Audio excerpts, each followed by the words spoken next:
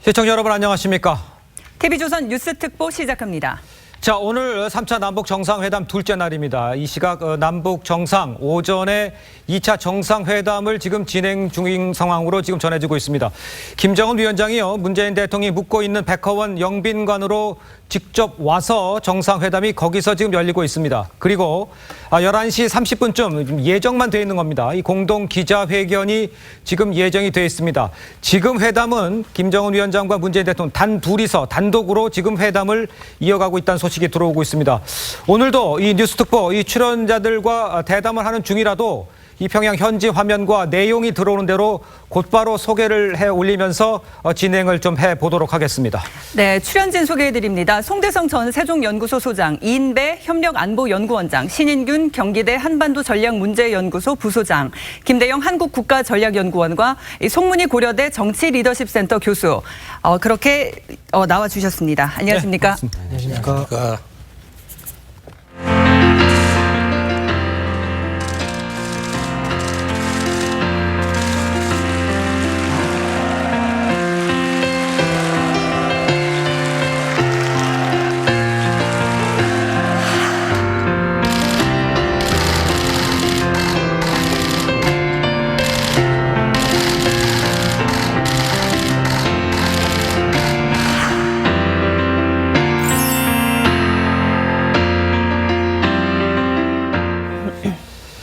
자, 평양을 방문 중인 문재인 대통령 정상회담 지금 이틀째를 맞고 있습니다. 네, 두 정상은 어제에 이어서 회담을 이어가고 있는데요. 남북 정상회담 메인 프렌스 센터에 나가 있는 취재기자 연결합니다. 이미지 기자, 지금 오전부터 바쁜 일정을 이어가고 있네요. 네, 그렇습니다. 이틀째 정상회담은 백화원 영빈관에서 열렸습니다. 오전 10시부터 시작이 됐는데요. 문재인 대통령과 김정은 위원장이 백화원 회담장으로 입장했고 김정숙 리설주 여사도 뒤따라 걸어갔습니다. 배석자 없는 단독 회담으로 남북 정상 내외가 허심탄회하게 비핵화 등 핵심 의제들에 대해서 의견을 교환하고 있을 것으로 보입니다. 임종석 남북 정상회담 준비위원장은 이틀 전 브리핑에서 회담에서 결과를 미리 예측할 수는 없지만 의제 논의가 잘 되면 두 정상이 공동으로 기자회견을 할 수도 있다고 했고 성과 여부는 두 정상의 진솔한 대화가 결정한다고 말했습니다. 자, 그러니까 이제 비핵화 논의가 이제 구체화되는지가 이제 궁금한데 기자회견 얘기했습니다. 기자회견에 내용이 나오겠죠? 네, 두 정상의 공동 기자회견 발표를 통해서 어느 정도 성과가 있었는지 엿볼 수 있을 것으로 보입니다. 어제 정상회담에는 서훈 국정원장과 정의용 실장이 자리를 했고 북한에서는 김여정 부부장 그리고 김영철 부위원장이 배석을 했습니다. 서훈 원장과 정의용 실장이 북한과 미국을 오가면서 비핵화 협상을 중개해온 핵심 인사들인 만큼 회담에서 미북 간 이견 조율 등에 집중했을 것이란 관측입니다. 문 대통령은 북한 핵 리스트 신고와 같은 비핵화 조치와 미국의 종전 선언을 동시에 추진하는 방안을 김 위원장에게 제안한 것으로 전해졌고 김정은 위원장은 풍계리 핵실험장 폐쇄 등 조치를 한 만큼 미국의 종전 선언 등 상응한 조치도 필요하다는 입장을 전한 것으로 알려졌습니다. 이와 관련해서 공동 기자회견 형태로 구체적인 합의 사항이 공개가 될 텐데요. 다만 세부 사항을 놓고 견해차가 좁혀지지 않으면 오후에도 회담이 이어질 수 있을 것으로 예상을 하고 있습니다. 여기에서 비핵화 외에 두 개 의제인 군사 긴장 종식이나 남북 관계 발전에 대해서도 어느 정도의 발표가 이뤄질지 주목됩니다. 네, 그리고 오늘 또 어떤 일정들이 예정돼 있습니까? 네, 남북 정상들의 공동 발표가 있고 이후에 평양 냉면으로 유명한 옥류관이라는 식당으로 이동합니다. 4.17 정상회담 때 판문점으로 가지고 왔던 바로 그 냉면입니다. 오찬 이전에 김정숙 여사는 리설주 여사와 함께 평양 만경대구역 소재의 학생 소년체전을 관람할 것으로 보입니다. 점심을 마치고 오후 3시쯤 두 정상은 만수대 창작사를 방문합니다. 공식 수행원과 특별 수행원도 함께하고 여기에서 김영희 전시관장의 설명을 들으며 예술품들을 관람할 계획입니다.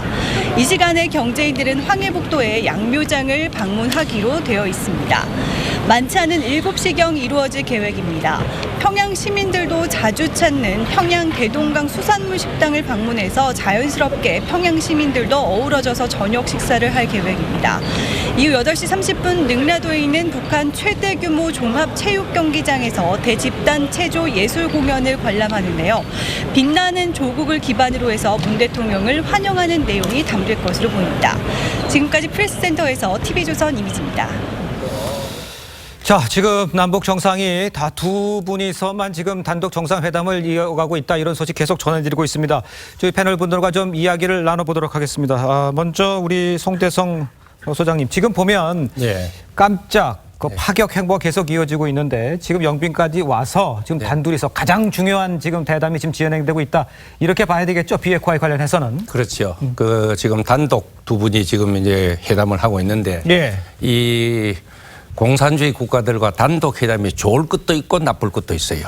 그래서 우리가 경계해야 될 것이 절대 비밀 협상하지 마라. 또 단독 회담 그 조심해라 하는 이제 공산주의하고 회담할 때는 그런 이야기인데 왜 그러느냐 하면은 이 공산주의자들은 회담에서 합의는 합의고 실천은 전혀 다른 문제로 늘 취급해 왔어요. 뭐 북한만 그런 게 아니고 옛날 뭐 구소련도 그렇고 중국도 그렇고 쭉 그렇기 때문에 둘이서 사실은 옆에서 막 공개해가지고 기자들이 다 말하는 거 적고 못을 박아도 나중에는 표현을 갖고 또 뒤집고 이러는데 단독에 할 때는 사실 두 분이 무슨 이야기를 했는지 한쪽이 딱 잡아떼면은 한쪽은 그 어디 증명할 데도 없어요. 뭐 이렇기 때문에 두 분이 정말 진심을 갖고 뭐 비핵화면 비핵화, 한반도 평화면 평화 정말 우리 민족 한번 고민하면서 살려보자 하고 나가면은 단독 회담이 좋을 수도 있고 그렇지 않고 어떤 사수를 부리면서 시간 끌기 뭐 이런 식으로 하면은 저거는 아주 함정입니다. 보면은 11시 반쯤 합의문 결과 발표 기자회견이 지금 뭐 예정돼 있다 근데 확정된 건 아니지만요. 그렇습니다. 제 생각에는 만약에 11시 반쯤에 예정대로 기자회견과 합의문 발표가 있다 그러면 합의 수준이 문서화로는 대단히 높은 수준은 아닐 가능성이 높다라는 생각을 합니다. 이미 벌써 임종석 실장이 예정했던 시간대로 된다는 거는 거의 문안이 완성된 상태에서 했었기 때문에 보다 더 진전되지 않은 결과가 나올 가능성이 높고 매우 추상도가 높은 합의문, 문서로는 합의문 나올 가능성이 높다는 생각이 들고요. 또 하나 제가 우려하는 것은 만약에 그럴 경우에 이번에 정상회담이 트럼프식 정상회담이 될까 좀 우려되는 부분이 있습니다. 무슨 말씀인가 하면 싱가포르 정상회담 때 합의문 놓고 사실은 이게 무슨 합의문이냐라고 굉장히 실망이 많았는데 그걸 덮으려고 트럼프 대통령이 1시간 이상의 기자회견을 통해서 엄청 많은 합의를 했고 있었다라고 사실 별거 없었지 않습니까? 그렇게 됐었는데 이번에 지금 단독 정상회담을 하고 나서 대통령께서 물론 있을 수도 있고 없을 수도 있는데요. 그 문서로는 대단히 낮은 수준의 합의가 있고 김정은 위원장을 통해서 매우 진전 있는 이야기를 들었는데 이야기는 공개할 수 없고 뭐 트럼프 대통령에게 전하겠다라는 식의 이야기가 될 때 과연 얼마나 설득력을 가지게 될지 조금 우려되는 부분이 있습니다. 자, 지금 화면에서 보시면 정의연 안보실장과 김여정 부부장이 밖에서 지금 기다리고 있는 모습인데요. 그러니까 지금 회담장 밖에서 지금 문재인 대통령과 김정은 위원장이 안에서 단독 회담을 하고 있는 밖의 모습을 지금 보고 계신 겁니다. 지금 현장 모습은 아니고요. 라이브로 들어오는 화면은 아닌 것 같습니다. 일단은 그 분위기가 좀 저런 분위기라는 것을 지금 시청자 여러분께서 좀 알아주셨으면 좋을 것 같고요. 지금 두 분께서 언급하시는 것은 조심해야 된다. 단독 회담이 조심해야 된다. 그리고 큰 결과물이 아닐 수 있다. 이렇게 예상을 했는데 어떻게들 보셨습니까? 네, 이제 원래 정상회담을 하면 그 확대 회담을 하고 그 확대 회담에서 나온 여러 가지 안들을 가지고 이제 최고 지도자가 단독 회담을 하면서 결정을 하죠. 이거는 되고 이건 안 되고 하는데 어제 확대 회담을 그 배석자를 동행해서 확대회담을 했지 않습니까? 그래서 오늘 한 것이 이게 이제 어제 연장선에서 단독 회담인데 그렇다면 결국 양 정상이 어제 밤에 사실 뭐 여러 가지 행사들을 마치고 숙소로 돌아가서 바로 뭐 취침을 하지 않았을 거거든요. 참모들을 모아서 어느 정도까지 된다고 할 것이냐라는 것을 어젯밤에 양 정상이 다 결심을 하고 지금은 서로 간에 결심한 것을 서로 간에 교환하는 여기서 조율하는 그런 상황인 것 같아요. 그런데 이 오늘의 이 합의가 대단히 중요하기도 하고 또 부담스럽기도 한 것이 뭐냐면은 사실 이 임종석 비서실장이 비핵화 부분만 공난이다, 브랭크다라고 하지 않았습니까? 그러면 나머지는 이미 그 사전 어떤 그 실무 협상에서 상당 부분 전부 안이 나와 있단 말이고 비핵화만 공난인데 지금 아직도 확대 회담이 아직도 진행되고 있지 않습니까? 그러면 그 비핵화 부분에 대한 어떤 그 트럼프 대통령의 그 마음을 흡족하게 만들 수 있는 정치적 입장을 배려할 수 있는 그런 안이 지금 나오기에는 상당히 지금 난항을 겪고 있다라고 예상을 할 수가 있고요. 그런데 오늘이 9.19 공동성명을 발표한 지 13주년 되는 날이에요. 9.19 공동성명이 뭐냐? 바로 북한이 비핵화하겠다고 아주 자세하게 자신들의 로드맵을 발표했던 날 아니겠습니까? 물론 나중에는 거짓말로 밝혀졌지만. 그래서 오늘 만약에 9.19 공동성명보다 상당 수준 낮은 어떤 그 성명이 발표된다면 역사는 오늘을 2차 9.19 공동성명이라고 이야기할 수도 있는데 1차에 비해서 상당히 수준이 미흡했다라고 평가받을 수 있는 그런 어떤 그 부담이 있고요. 다만 우리가 지금 결정할 수 있는 것은 아무것도 없다. 그래서 트럼프 대통령에게 얼마나 그의 11월 중간선거를 비롯한 재선 이 입장을 얼마나 흡족하게 만들 수 있느냐 이 안을 서로 간에 너무나 간격이 크기 때문에 그 부분에 대해서 좀 부담스러운 그런 입장입니다. 자, 지금 속보가 계속 올라오고 있는데요. 먼저 속보를 정리해서 시청자 여러분께 좀 전해드리면서 대화를 좀 이어가야 될 것 같습니다. 잠시 후 11시 10분입니다. 이 역사적인 판문점 선언 이행을 위한 군사 분야 합의서 서명식, 이 송영무 국방장관과 노광철 무력상 군사 분야 합의서 서명이 11시 10분에 예정이 돼 있습니다. 문재인 대통령과 김 위원장은 서명식에 배석할 것으로 지금 알려지고 있습니다. 그러니까 대담이 정상회담이 끝나고 11시, 그러니까 오히려 더 일찍 끝날 수 있는 확률이 좀 있다 이렇게 봐야겠네요. 일찍 끝나서 서명식에 참석을 하고 합의문이 나오면 이제 기자회견도 곧 이어질 것으로 예상이 됩니다. 어떤 결과물 지금 얘기를 쭉 나눠주고 계신데 한 분씩 좀 먼저 얘기 좀 해주시죠. 제가 먼저 하겠습니다. 아까 이인배 원장님께서 얘기하셨지만은 저는 사실 좀 기대치를 낮춰야 되지 않나라는 생각을 많이 합니다. 이제 그동안에 이제 패턴을 좀 볼 필요가 있는데요. 4.27 때도 사실 이제 한반도의 완전한 비핵화 정도로 합의가 됐고, 그다음에 사실 디테일적인 부분은 나오지 않았습니다. 디테일적인 부분은 안 나왔고 6.12 이제 북미 정상회담에서 나왔는데 이번에도 물론 4.27보다는 좀 더 진전된 내용이 나올 가능성이 있다고는 봅니다. 하지만은 그 어떻게 보면 선언적인 부분이 될 수 있고. 그 다음 공은 어떻게 보면 제2차 북미 정상회담으로 갈 가능성이 굉장히 높습니다. 지금 상황에서 현재의 흐름으로 봤을 때는. 하지만 이제 지금 단독 회담을 하고 있는 것을 보면은 분명히 김정은 위원장이 어느 정도 과거보다는 높은 수준의 디테일 있는 비핵화를 분명히 제안했을 것 같고, 그 다음에 이것에 대해서 문재인 대통령에게 과연 이제 이것이 미국과 협상에서 잘 사용이 될 수 있을까? 좀 이런 부분에 대해서 좀 사적인 대화를 지금 좀 하고 있는 게 아닌가 이렇게 좀 추정을 해봅니다. 우리 교수님은 어떻게 해서? 지금 그 약간의 견해 차이가 있을 수는 있는데요. 악마와 디테일이 있다 이런 말을 하는데 실제로 이번 정상회담에서 얼마나 많은 구체적이고 확신이 있을 수 있는 그런 선언이 나올 수 있는가 하는 거는 예상치 자체를 처음부터 좀 낮춰야 된다고 생각을 합니다. 이 자체가 이미 북미 관계가 많이 꼬여 있는 상황에서 뭔가 물꼬를 틀기 위해서 가는 것이기 때문에 사실 공은 트럼프 대통령과 북한에게 넘겨주는 측면이 필요하거든요. 일주일 뒤에 문재인 대통령이 뉴욕으로 가시기 때문에 그때 아마 구체적인 어떤 사안을 들고 가시지 않겠나 저는 그렇게 생각을 합니다. 근데 이제 문제는 기대치를 낮춰야 된다 이렇게 이제 언급을 해주셨습니다만 이게 지금 그 싱가포르 회담도 그랬었고 그냥 선언적 악수만 하고 손 들고 이렇게 해서 이번마저도 그렇다고 그러면 이제는 더 이상 정상회담을 할 수 없는 지경에까지 올 수가 있지 않습니까? 결과물이 좀 나와줘야 의미가 있고 진도가 나갈 수 있는 상황 아니에요? 비핵화에 분해서. 결과물 자체가 지금 비핵화의 모든 문제를 올인하고 있는 듯한데 이번 정상회담의 세 가지 의제를 한번 생각해 볼 필요가 있습니다.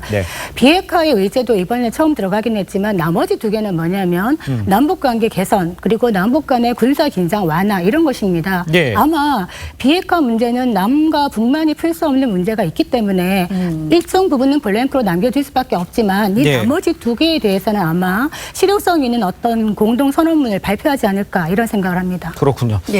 이미 뭐 합의된 내용에서 더욱 진척된 그런 뭐 내용의 대화가 없었다면 어떤 이야기가 좀 오갔을 것으로 생각할 수 있을까요? 지금 우리가 이제 문 대통령하고 김정은 위원장하고 이 세 번째 지금 회담 아닙니까? 사실은 전통적인 이 남북 그 정상회담을 이렇게 보면은 크게 기대를 안 거는 사람들도 많고 환상하지 마라 하는 사람들도 있고 또 그렇지 않고 세 번째이기 때문에 상당히 기대를 거는 사람들도 있어요. 그 기대라 그런 게 뭐냐 하면 1차 정상회담 때 얼마나 그 포괄적인 개념이지만은 판문점 선언에서 소위 개념 설계도를 만들어 놨던 거예요. 그런데 이제 이거 개념 설계도만 갖고 아까 너무 선언적이고 그러고 실제 비핵화를 위해서는 일부도 잘 가지를 않으니까 이번에는 구체적인 실천 설계도가 좀 나오기를 바라는 게 사실은. 자, 잠시만요. 지금 이제 현장 화면이 지금 바로 나오고 있는데요. 이 장면은 백화원에서 실제 지금 영빈관에서 있는 이 시각 장면을 생중계로 하고 보고 계십니다.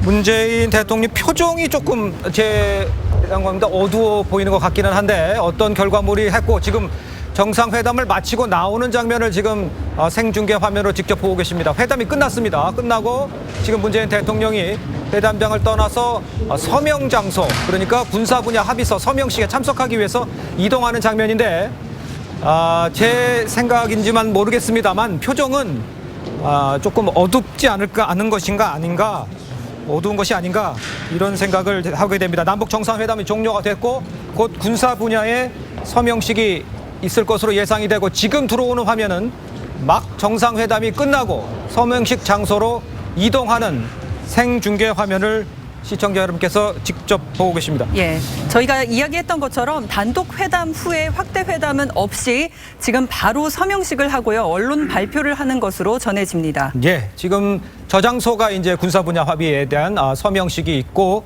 저 자리에 이제 문재인 대통령, 김정은 위원장이 참석을 한다 이런 얘기가 되겠습니다.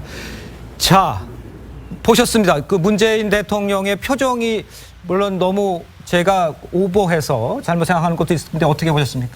표정은 좀 밝지 않았던 것 같은데. 군사 분야 합의에 있어서 지금 그 관중 포인트 중에 하나는 이 NLL 문제죠. 서해 공동 오류 수역 문제가 아직 합의가 안 돼서 두 사람이 지금 그 단판을 지어야 하는 상황인데 쉽지 않았을 겁니다. 안 했을 겁니다. 제 생각에는 김정은 위원장이 받을 이유가 좀 없어 보여서 안 했을 가능성이 높아서 그것조차도 쉽지 않을 거라는 생각이 들고 또 하나 남은 부분은 사실 이번에 이 정상회담의 핵심적인 목표 중에 하나는 미국이 다시금 그 대화 협상으로 움직이게끔 만드는데 우리 대통령의 역할을 어떻게 할 것인가의 문제였습니다.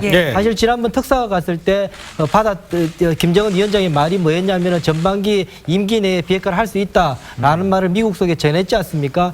미국 쪽에서 한 번도 거기에 대해서 인용해서 말한 적이 없습니다. 다시 말해서 그거 정도 가지고는 미국이 다시금 그 북한하고 대화할 이유가 없다라고 생각하는 겁니다. 그래서 그보다 더 구체적인 김정은 위원장의 의지가 표명되지 않으면 미국은 지금 움직이지 않으려고 할 겁니다. 이 부분에 우리 대통령이 이번에 정상회담에 굉장히 중요한 역할이 있는데 이것이 합의문을 담기는 구조상 어려울 겁니다. 김정은 위원장이 한반도 비핵화를 북한 비핵화로 바꾸는 것조차도 합의문에 담기는 어려울 텐데 그렇다면 구두라도 어느 정도 우리 대통령께서 인용할 수 있을 수준의 구체적인 김정은 위원장의 말을 듣고 왔는가가 아마 이번에 정상회담의 중요한 아마 관중 포인트 중 하나가 되지 않을까 생각이 듭니다. 예, 아까 화면이 나와서 제가 이야기하다 끊어졌는데 방금 우리 이인배 박사님 말씀하신 것처럼 그 어제 우리 문 대통령도 지난번 회담이 씨를 뿌렸다면 이제 결실을 가을을 맞아서 결실을 맺는다. 그런데 결실이 선언적인 이야기만 갖고는 결실이 아니거든. 그렇죠. 구체적이고 좀 가시적이고 미국이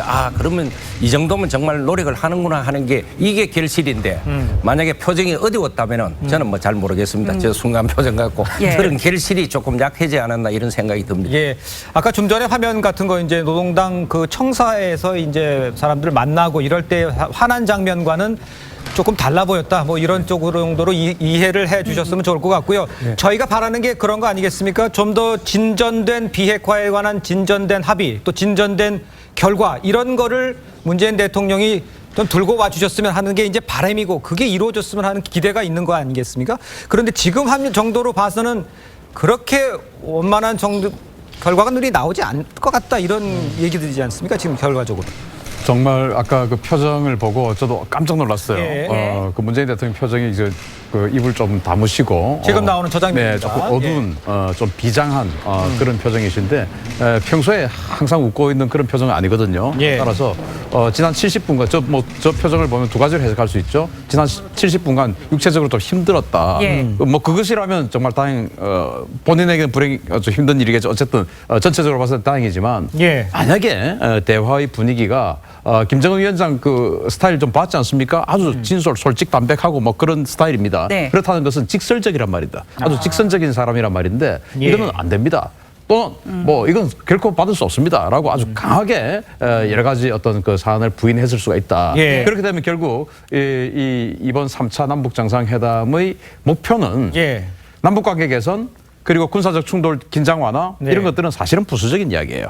결국 미국과의 회담을 다시 제2차 북미 회담을 열게 만드는 추동력이 될 것이냐 말 것이냐가 이 회담의 성공 포인트인데 그 추동력을 어떤 그 발휘하기가 힘들지 않을까라는 그런 어떤 그 불안감을 가지고 있다면 사실 굉장히 조금 아쉬운 그런 표정이죠. 이 장면을 저희가 그 화면은 문재인 대통령이 정상회담을 마치고 나오는 장면 오른쪽에 있는 장면을 그게 지금 오늘 장면이고요. 그 내용을 좀 설명을 해 올리면 11시 9분에 양 정상이 나와서 방에서 나와서 이따 보겠다면서 양 정상이 따로따로 헤어졌습니다. 김정은 위원장은 서류를 들고 있었고 문 대통령은 빈손이었습니다.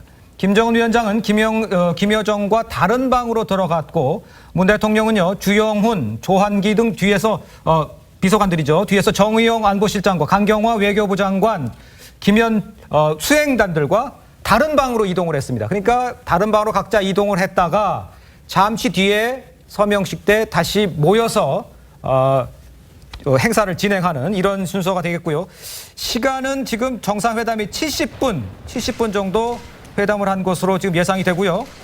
남북 정상 각자 대기실로 가서 합의문을 최종 점검하고 있습니다. 그러니까 조금 뒤에 군사분야 합의서 서명식과 함께 그다음에 이제 송영무 국방장관과 북한의 노광철 인민무력상이 아까 말씀드린 좀 전에 저희가 말씀드린 군사 분야 서명이 지금 있을 것으로 예상이 됩니다. 그러니까 지금 문안 조율이 되고 있다. 이러면 이제 합의문이라든가 이런 것들이 최종적으로 나오겠지만 지금 예상하시는 것처럼 그 좀 우리가 예상하는 것보다는 기대치가 낮을 수밖에 없겠다. 뭐 이렇게 보시는 경향이 좀 맞는 것 같네요. 예, 그렇습니다. 그동안의 흐름을 봤을 때는 상당히 그럴 가능성이 굉장히 높아 보고요.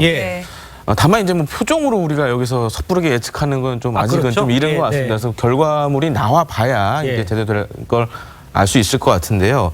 하지만 이렇게 지금 그 오랜 시간 단독 회담을 한 거 봤을 때는 약간 이 핵과 관련된 문제, 특히 이제 북미 간의 비핵화 관련된 문제에서 이제는 뭔가 디테일이 나와야 됩니다. 여기서 디테일이 정확하게 안 나온다라면은 향후 북미 정상회담도 상당히 어두울 수밖에 없고요. 그렇기 때문에 아마 이제 문재인 대통령이 가기 전에도 진전된 내용을 특히 이제 뭐 사찰이라든가 이런 부분에 대해서 아니면 신고 이런 부분에 대해서 북한이 좀 전향적인 입장을 좀 표해주기를 많이 기대를 하고 있는데 아무래도 그런 전향적인 입장이 좀 예상보다는 좀 안 나오지 않았나 좀 섣부른 예측이지만 좀 그런 가능성도 좀 봐야 되지 않나 이렇게 생각됩니다. 전향적으로 한다는 것은 어떻게 일괄적으로 다 하는 겁니까? 그러니까 지금 아니면 이제 미국이 해도 안 됩니까? 요구하고 있는 수준의 그런 비핵화를 이제 말씀드릴 수 있겠는데 하지만 이제 북한 입장에서는 사실 지금 정전협정도 물려 있지 않습니까? 그리고 이제 6.11 통해서 북미 정상 간에 어떻게 보면 탑다운 방식으로 일정 부분이 진행이 된 것은 굉장한 진전이라고 볼 수 있지만은 사실 미국 조야라든가 이런 데서는 여전히 북한을 이제 불신하고 있거든요. 그리고 또 그동안의 행동들이 그런 북한에 대한 불신을 또 키워왔고요. 북한의 행동들이. 그렇기 때문에 문재인 대통령 표정이 살짝 뭐 피곤하실 수도 있고 뭐 어쩌면 회의가 잘 안 된 수도 있지만은 그만큼 이 비핵화 관련된 게 생각만큼 이렇게 전향적이지는 않은 것 같다라는 좀 예상도 해봅니다. 그런데 또 아주 좋은 그런 합의가 나왔다 하더라도 표정 관리를 좀 할 수는 있는 것 같아요. 그리고 또 단독 회담인데 70분이라는 시간이 어떻게 보면은 짧진 않은 시간이잖아요. 좀 몸으로도 피곤할 수도 있고. 당연히 피곤하시죠. 사실 가서 사실 잠도 제대로 못 주무셨을 테고 여러 가지로 뭐 심리적인 압박도 대단히 심한 상황에서 하셨기 때문에 여러모로 심신이 피곤한 상황이셔서 뭐 표정으로 읽을 수는 없을 겁니다. 앞서 말한 지금 국민들이 아니면은 미국이 움직일 수 있을 만한 수준의 그 북한의 입장이라는 것은 아마 세 가지일 겁니다. 첫 번째로는 시한이 정해져 있는 시간표가 정해져 있어야 되고요. 네. 두 번째는 핵 프로그램에 대한 전체를 대상으로 하는, 다시 말해서 핵시설, 물질, 핵무기, 탄두에 대한 대상으로 하는 신고, 이 세 가지 조건이 가르쳐지는, 그것을 할 수 있다, 하겠다 정도의 의지가 밝혀지지 않으면 예. 아마 뭐 올해 간 내에 이런 신고는 완부하겠다 정도까지가 나오지 않으면 미국이 움직이기는 대단히 어렵지 않겠는가. 그렇다면은 미국 간의 회담도 어려워질 것이고, 정상회담은 하겠다고 했지만 언제 하겠다고 그 미국 정상회담 언제 하겠다는 이야기 없기 때문에 하세월로 계속 미루어질 가능성도 대단히 높다 생각이 들 수 있습니다. 자, 지금 여기 대체로 나온 패널 분들의 의견을 종합을 해보면 조금 좀 우리가 기대치보다 낮게 그 합의가 이루어지지 않겠는가 이렇게 예상을 하고 있습니다만, 이제 뚜껑은 열어봐야죠. 좀 후에 이제 합의문을 직접 들어보고 확인해 보면 되겠습니다만, 우리의 이제 기대치 같은 것들이 있는 것들 중에 하나가 이제 육성으로라도 비핵화라고 여태까지 한 번도 한 적이 없기 때문에 그 정도 해도 되는 건지, 어느 정도까지가 하는 건지를 좀 생각을 해볼까요? 지금 그 사안 자체가 굉장히 어려울 수밖에 없습니다. 미국하고 북한의 서로의 협상에서 자기들이 물러설 수 없는 입장이 있는 겁니다. 북한 입장에서는 나는 트럼프 임기 중에 핵 미사일 도발도 더 이상 하지 않고 풍계리 핵실험장도 폐기했고 나는 할 만큼 했다, 성의를 보였다, 이렇게 주장을 하는 겁니다. 그래서 체제 보장을, 안전을 우리가 느낄 수 있도록 종전선언, 단지 정치적 선언에 불과한 종전선언이라도 해서 그러면 우리가 비핵화를 진척을 시키겠다라고 물러서지 않고 있는 것이고, 미국 같은 경우에는 그걸로는 안 된다. 핵 리스트 제대로 성실하게 제출하고 핵탄도 조금 반출하고 사찰 검증 단계로 넘어가야 된다, 이렇게 얘기하는데 그 구체적인, 이번에 특사가 갔을 때 김정은 위원장이 선물을 줬습니다. 자그마한 선물. 트럼프 대통령 임기 중에 2020년까지 비핵화 하겠다라고 했습니다. 그랬더니 트럼프가 그 뉴스라고 했는데 문제는 그걸 어떻게 할 거냐는 데 대해서 이견이 좁혀지지 않는 것입니다. 그렇군요. 자, 이 시각 백화원 영빈관의 모습인데, 저 장면은 아까 저희가 봤던 장면 아닌가요? 다행입니까? 그러면 서명 장소로 이동하는 장면인가 봅니다. 기다렸다가 지금 이 시각 백화원 영빈관의 모습입니다. 그러니까 각자 이제 방으로 들어가서 조금 휴식을 취하고 선언문을 점검한 다음에 이제 공식 서명식 장소로 이동하기 위해서 기다리고 있는 장면입니다. 자, 김여정의 모습도 보였고요. 이제 다른 방에서 기다리고 있던 김정은 위원장이 이제 서명식 장소로 이동하기 위해서 저 문으로 이제 나오는 장면이 이제 보여줄 수가 있겠네요. 지금 시청자 여러분께서는요, 지금 이 시각 백화원 영빈관의 모습을 보고 계십니다. 자, 김정은 위원장도 지금 서명식 장소로 이동하기 위해서 지금 복도를 걸어 나오고 있는 모습을 보고 계십니다. 수건으로 입을 훔치면서 좀 긴장된 모습을 보이고 있는데요. 자, 뒤 옆에는 김영철 보였고요. 김여정 부부장도 오른쪽에 있는 모습을 볼 수가 있습니다. 군사 분야 합의서에 관해서는 이미 어느 정도 다 합의가 된 상황인 거죠? 이미 그 NLL 문제는 북한이 받기 힘들다라는 것들도 어느 정도는 나와 있는 상황이고, 다만 이제 제가 좀 우려되는 것이 GP의 일부 철수라든지 그런 건 사실 우리 안보에 지대한 영향이 있는 건 아니에요. 다만 우리가 절대적 우위를 가지고 있는 그 정찰력, 그리고 공군력, 이런 것에 대한 이 비행 금지 구역, 이런 것들이 과연 북한은 핵이라는 절대 무기를 가지고 있고 우리는 재래식 무기의 우위에 대한 어떤 그 우위를 가지고 있는데, 그 우위를 갖다가 비핵화에 대한 가시적인 성과 없이 그 우위를 만약에 우리가 손을 놓게 되면 이 한반도 안보의 불균형 상태로 가게 될 것이다. 우리는 좀 있습니다. 지금 서명식인데 남북한 군사 분야 합의서에 대해서 서명을 하고 있는 거죠, 지금? 그렇습니다. 앞서 이제 신인균 대표님도 얘기하셨지만은 사실 그 합의서 내용이 뭔가가 굉장히 중요합니다. 그렇겠죠. 지금 우리는 좀 알 수가 없기 때문에 쉽게 예단하기는 어렵지만은 GP 문제라든가, GP도 사실 그 북한 측 같은 경우에는 우리보다 더 많은 GP를 가지고 있습니다. 그러니까 만약 동수로 이걸 줄여버리면은 우리 입장에서는 굉장히 좀 안보적인 위협이 될 수 있고, 다만 이제 판문점 내에서의 그런 비무장화 같은 거는 얼마든지 실현이 가능하다고 봅니다. 그런 사실 문제가 되지 않는데, 또 한 가지 이제 NLL 문제도 있고요. 그다음에 이제 앞서 얘기해 주신 비행 구역과 관련된 그런 문제도 있는데, 사실 비행 구역 문제도 굉장히 나중에 만약에 이게 포함이 돼 있다 그러면은 굉장히 문제가 될 수 있습니다. 왜냐하면 북한 같은 경우에는 어차피 이제 항공 전력이 우리보다는 약하기 때문에 그것을 장사정포로 메꿔 왔거든요. 그러니까 반면에 이제 우리는 이제 항공 전력으로 장사정포를 막는 부분이 상당 부분을 차지하기 때문에 그런 부분에서 어떠한 합의가 이루어졌는지 좀 주목할 필요가 있다고 보여집니다. 자, 지금 시청자 여러분께서는요, 이 시각 현재 생중계로 되고 있는 백화원 영빈관에서 있는 남북 정상의 군사 분야 합의서 서명 장면을 생중계로 직접 보고 계십니다. 지금 서명을 했고 아까 좀 잠깐 언급을 해주셨지만 어떤 내용이 들어가 있는지는 아직 저희가 알 수 없습니다만 남북 정상이 군사 분야에 합의하고 서명하는 장면 지금 생중계 화면으로 직접 보고 계십니다. 이제 양측의 이제 배석자들과 이제 인사를 하고 있는 모습이네요. 네, 남북 정상이 합의서를 교환한 후에 지금 기념 촬영까지 마친 상황입니다. 지금 각자 이제 상대방 측과 또 인사를 하고 있는데요. 그렇죠. 이제 정의용 안보실장도 보이고요. 예. 쭉 보이고 있습니다. 다시 이제 제자리로 돌아와서 어떤 상황이 연출될지 좀 기다려 보겠습니다. 네, 상대 측 배석자와 악수까지 마치고요. 이제 9월 평양 공동선언 합의서를 이제 송영무 장관과 지금 이 상황을 이 담당자가 한 번 더 사인을 하는 모양이죠? 지금 상황은 예. 아마 그 군사 분야에 대한 합의를 하는 것을 대통령이 배석을 하는 것 같습니다. 지금 노광철 인민무력상 예. 그리고 이제 우리 송영무 국방부 장관 이렇게 군사 분야 합의를 하는 것 같고 예. 아까는 다른 포괄적인 이번 정상회담에 대한 포괄적인 사인을 서명을 한 것이 아닌가 생각합니다. 예. 방금 그 서명한 것이 9월 평양 공동선언 합의서이고요. 그럴 가능성이 크다고 지금이 이제 군사 분야 합의서 서명식을 이어서 한다고 합니다. 지난번은 저게 부속 합의서다 해가지고 합의하고 물론 시차는 있었지만은 예, 제가 좀 정정을 해야 될 것 같습니다. 그러니까 남북 정상이 한 것은 합의서 교환 후에 남북 합의서 교환 후에 서명을 한 것이고 군사 분야에 대한 합의에 대한 서명은 지금 송영무 국방장관과 노광철 무력상이 지금 서명을 하고 있는 이 장면이 되겠습니다. 그러면 문 대통령과 김정은 위원장이 이 서명을 한 평양 공동선언 합의서가 공동 성명이 되는 것인가요?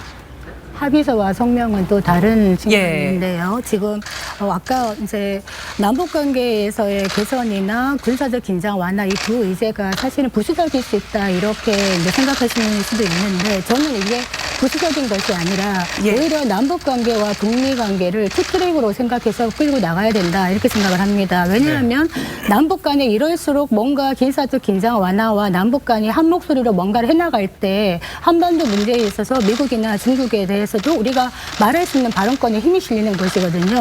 그런 의미에서 물론 안보가 든든한 안보를 바탕으로 평화를 얘기해야 되기 때문에 아까 말씀하셨듯이 어떤 군사적인 일방적인 양보 사실 핵보다 남한의 입장에서는 북한의 그 핵 재래식 무기가 더 무서운 법이거든요. 예. 그런 부분은 확실히 하지만 어쨌든 남북 간의 군사적 긴장을 완화시키는 이런 조인을 한다는 자체는 굉장히 큰 의미가 있다 이렇게 생각을 합니다. 네. 자, 지금 송영무 국방장관과 노광철 무력상이 군사 분야의 합의서에 대해서 서명식을 하고 교환을 했습니다. 지금 다시 보여주고 이제 기념 촬영을 할 것으로 보이는데요.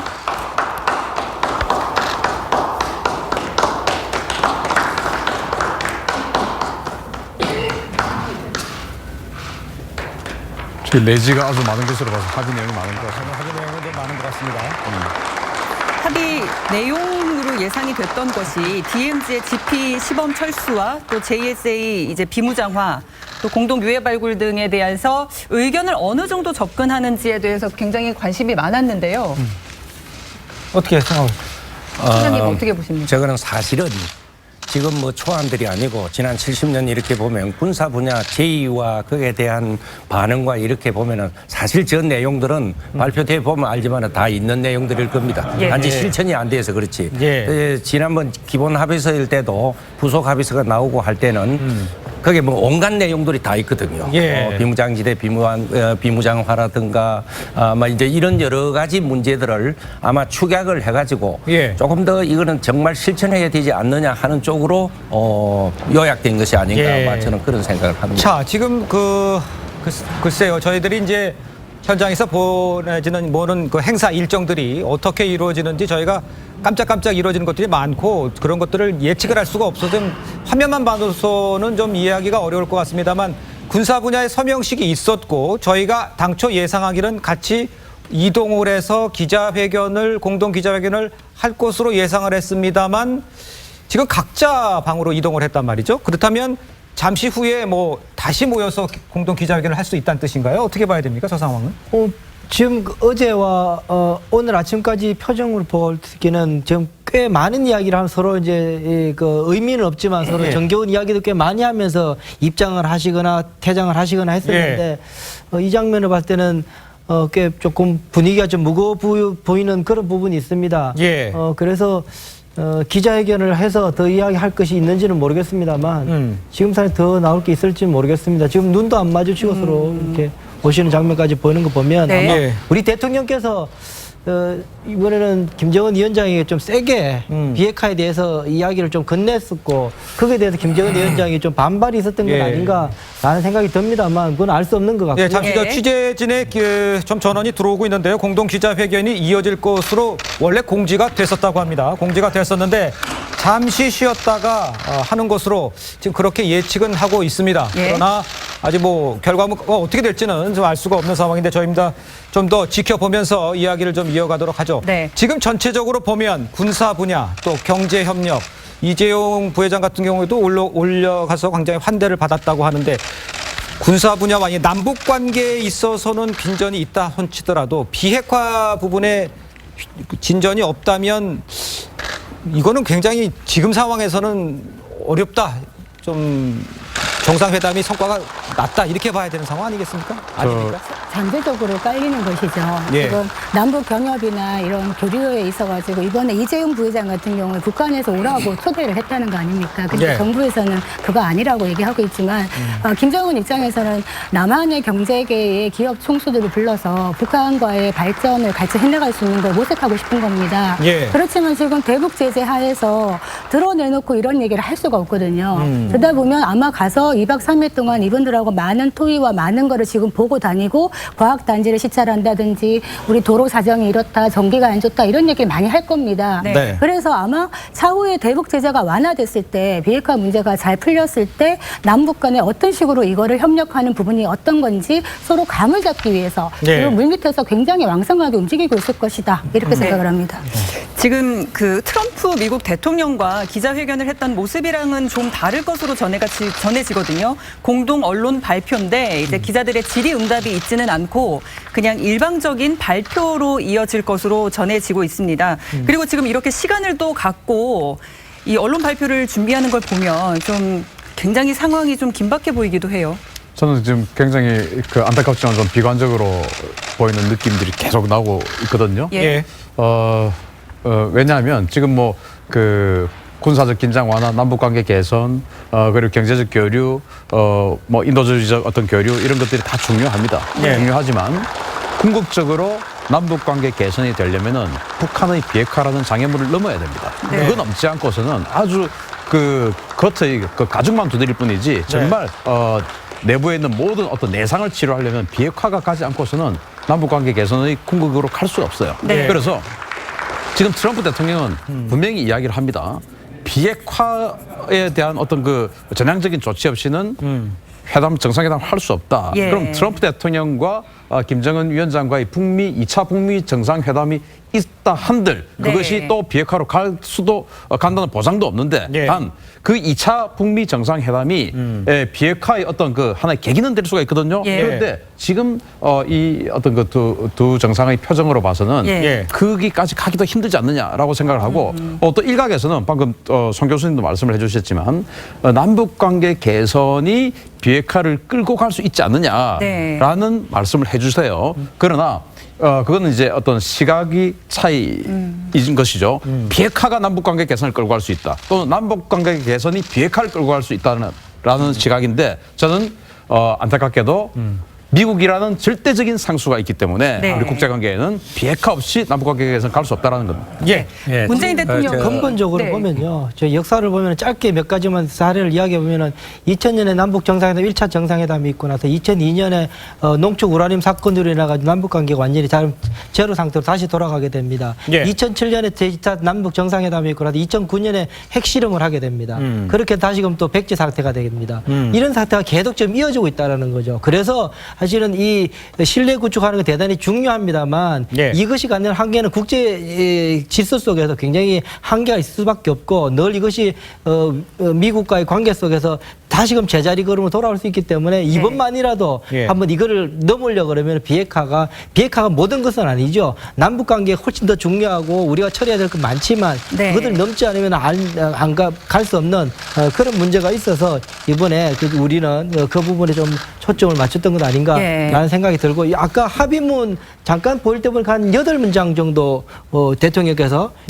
패락 어렵 정도가 되는 것 같아서 앞서 제가 말씀드린 것처럼 제가 오늘 아침에 일어나서 생각한 게 만약에 오후에 추가 회담이 있으면은 희망이 보일 수 있겠다. 그 이야기는 또 김정은 위원장이 그럼 요거라도 좀 네가 양보해라 라고 할 수 있는 협상 여지가 있는 예정이 없던 추가 회담이 있다면 그랬었는데 그래서 제가 말씀드린 것처럼 오전에 예정했던 대로 합의문이 발표가 된다면 대단히 조금 전망이 좋지 않을 수 있다라고 말씀드린 부분이 그 부분이었습니다. 잠깐 제가 그 화면에서 아까 저희가 잠깐 제가 잘못 말씀드린 거를 좀 바로 잡아야 될 것 같은데 남북 정상이 서명한 합의서가 있었습니다. 제가 군사 분야 합의서를 한다고 말씀을 드렸는데 그게 아니고 합의한 것은 정식 명칭은 9월 평양 공동선언 합의서였습니다. 그러니까 두 정상이 합의한 것은 9월 평양 공동선언 합의서 그리고 양측의 국방장관과 무력상이 사인한 것이 군사 분야 합의서 이렇게 이해를 하시면 되겠습니다. 네. 문재인 대통령이 이번에 평양에서 이제 돌아온 후에 뉴욕을 방문해서 또 도널드 트럼프 대통령과 또 만날 예정이잖아요. 그렇기 때문에 또 이번 성과가 굉장히 중요할 것 같거든요. 제가 그 분야를 조금 말씀을 드릴게요. 제가 한 2달 동안 지난주까지 미국에 있다가 엊그제 돌아왔습니다. 그런데 많은 학자들도 만나고 여야 정치인들도 하고 대화를 쭉 해보니까 어떤 정서냐 하면은 싱가포르 회담까지는 엄청나게 북한하고 역사상 초유어 정상회담을 하니까 저기서 결실도 나오고 이제 비핵화가 되는구나. 이렇게 하고 기대를 학자든 정치인이들 많이 했는데. 그런데 그 나온 합의서가 굉장히 컴프리헨시브 포괄적인 것이 나왔거든요. 그러니까 그 포괄적인 속에 구체적인 것이 계속 트럼프가 그렇게 포괄적으로 돼 있지만은 구체적으로 된다 하고 또 이야기를 자꾸 했어요.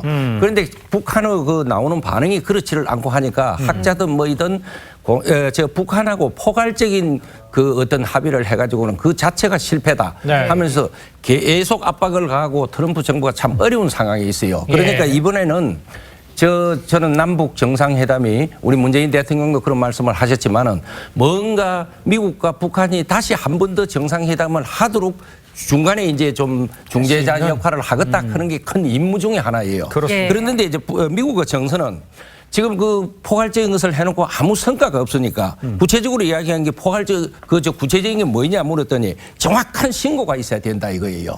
제가 그 정확한 신고는 지금까지 완성된 핵무기, 만들고 있는 핵무기, 핵을 저장하고 있는 장소, 그 다음에는 핵 원료 이런 걸 갖다가 전부 이실 짓고 정확하게 신고를 해라. 두 번째는 구체적으로 어떻게 폐기하고 언제까지 폐기하고 이송할 거는 어떻게 이송하겠다 하는 것도 이야기를 해라. 그 다음에는 정확한 검증을 어떤 시스템으로 할 것이냐도 이야기를 해라 하는 것이 구체적인 거고 이러한 것을 갖다가 어느 정도 실효성을 거둘 수 있는 것을 우리 문재인 대통령이 이제 그 다음에 트럼프 대통령을 어떤 행세든가 하면 이번에는 다 하고 내놓지 않으면은 중간에 중재자다 이런 게 참 좀 더욱더 신뢰가 떨어지는 이런 상황입니다. 지금 말씀해 주신 것은 이제 미국 쪽에서 요구했던 것이 있고요. 비핵화에 대한 절차 구체적으로 좀 보여달라. 이러고 내가 확신할 수 있도록 해달라는 것들을 미국 측이 요구한 것이고 그거를 아마 들고서 문재인 대통령이 김정은 위원장과 회담을 했을 것이고 그 결과물이 이제 공동 기자회견에서 나오니까 좋은 결과가 나오기를 지금 기대하는 마음으로 지금 이 장면을 모두가 지켜보고 있다. 이렇게 생각을 하고 있습니다. 다만 여기 이제 나와주신 패널들 전문가들이신데 보니까 지금 상황으로 봐서는 우리가 원하는 또 아까 소장님께서 말씀해 주신 미국이 그래도 같이 다시 한번 정상회담을 할 수 있을 만큼의 진전된 비핵화에 대한 스텝을 밟았을 것이냐. 여기에 대해서 이제 패널 분들이 조심스럽게나마 좀 비관적으로 보고 있는 게 아닌가 이런 생각을 합니다. 어떻게 보셨어요? 그렇지는 않습니까? 네, 저는 특히 비관적이라고는 말씀드리지 않겠습니다. 예. 왜냐하면 비핵화라는 게 엄청난 큰 산인 건 맞습니다. 네. 지금 이 문제를 풀려면 중간에서 저는 뭐 한국 정부가 중재자가 아니라 당사자라고 늘 얘기를 합니다만 예. 북미 간에 통 큰 양보를 한쪽에 하든지 아니면 둘 다 설득할 수 있는 중재안을 마련해야 되는데 네. 이 부분에 대해서 지금 교착이 되는 거 아닙니까? 그런데 중요한 거는 북미 간에 서로 협상의 판 자체를 없겠다라고 마음 먹으면 아무리 한국 정부가 애래서도 할 수가 없는 겁니다. 그러나 중요한 것은 지금 김정은 위원장이 영리한 지도자라면 트럼프와 문재인 이 셋 조합에 대해서 굉장한 기회라고 여길 겁니다. 예. 북한이 지금 대북 제재만으로 북한을 어떻게 고사시킬 수 있는가라고 질문을 한다면 북한은 대북 제재에 대한 맷집이 큰 나라입니다. 체제 붕괴까지 대북 제재로 가기는 힘들다는 겁니다. 네. 그리고 김정은 위원장이 핵 경제 병진 노선에서 벗어나서 이제는 북한 인민들을 사회주의 경제 강국을 만들겠다고 한 이상 이 핵을 무기로 경제를 만들려고 할 것입니다. 그래서 이 부분에서 한국 정부의 역할도 있는 거고 미국과의 협상을 절대 깨려고 하지는 않을 것이다. 저는 그렇게 생각을 합니다. 아, 그러니까요. 그 해전을 깨지 않으려면 않기 때문에 네. 내용적으로 말씀드리자면 아마 그 동시적으로 갈 겁니다. 이를테면은 종전선언과 비핵화에 약간의 추가 조치를 가면서 종전선언을 같이 하는 식으로 약간의 시기의 차이는 있을 수 있지만 내용적으로 그런 중재안으로 가야만 이 단계를 타개할 수 있겠다고 저는 생각을 합니다. 약간의 추가 당위성은 제가 뭐 맞다고 생각을 합니다. 예. 송 교수님, 그 당위성이 문제가 아니라 예. 지금 강대국 미국하고 상당히 해야 되는 이제 한국과 북한의 입장이 있는 거죠. 사실은 제가 볼 때는 지금 미국이 움직이지 않으려고 하는 게 그게 문제인 거죠, 사실. 예. 그걸 뭐 미국을 좋다 싫다 나쁘다 뭐 그게 뭐 하라는 게 문제가 아니라 문제를 해결해야 되는 시점에서 자, 잠깐만요. 지금 화면을 좀 시청자 여러분께 설명해 올리겠습니다. 이 장면은요. 지금 다시 휴식을 취하다가 다시 공동 기자회견장으로 이동하는 모습을 지금 실시간 생중계로 이 시각 영빈관 모습을 백화원 영빈관 모습을 보고 네. 계십니다. 문재인 대통령이 김정은 위원장과 이제 공동으로 입장하기 위해서 밖에서 대기를 하고 있었고요. 지금 함께 안으로 들어가고 있습니다. 네. 이제 안의 장면도 곧 나오겠죠. 네, 지금 안의 장면이 나오고 있습니다. 자, 왼편에 문재인 대통령이 있고요. 오른쪽에 김정은 위원장이 있습니다. 자, 발언을 시작을 하면 바로 저희가 현장 화면으로만 보도록 하겠습니다.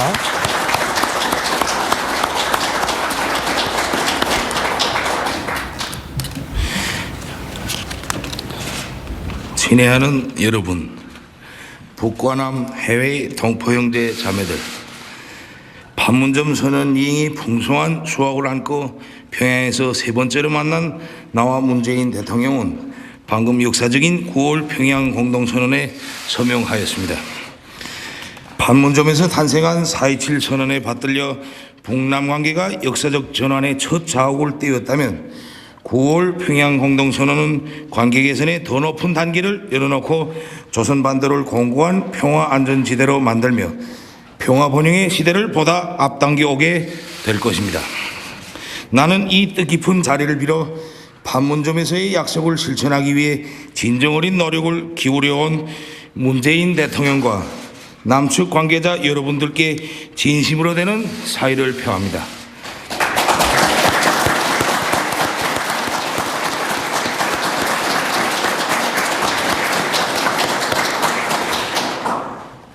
북남 순회들이 결단을 절대적으로 지지하고 그 이행을 위한 상방당국의 노력에 아낌없는 성원을 보내주신 북과 남 해외 온 교례에게도 따뜻한 감사의 인사를 드립니다.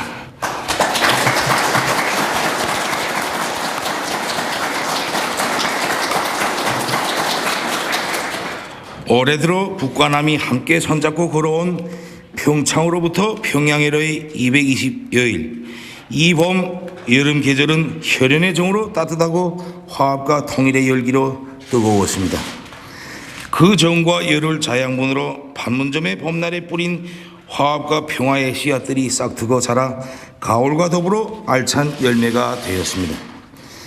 새로운 역사는 이제부터라고 판문점에서 썼던 글이 현실로 펼쳐지고 있습니다. 이번에 나는 문재인 대통령과 기쁜 마음으로 북과 남이 함께 이룩한 관계 개선의 소중한 결실들을 돌이켜 보았습니다. 그리고 북남 관계의 전진을 더욱 가속화하여 민족적 화해와 평화 번영의 새로운 시대로 탈선 없이 계속 이어나가기 위한 문제들을 흉금을 터놓고 진지하게 논의하였습니다.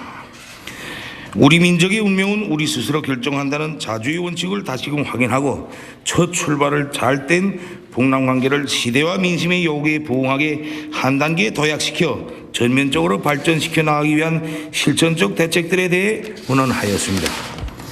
수십 년 세월 지속되어 온 처절하고 비극적인 대결과 적대의 역사를 끝장내기 위한 군사 분야 합의서를 채택하였으며 조선 반도를 핵무기도 핵 위협도 없는 평화의 땅으로 만들기 위해 적극 노력해 나가기로 확약하였습니다.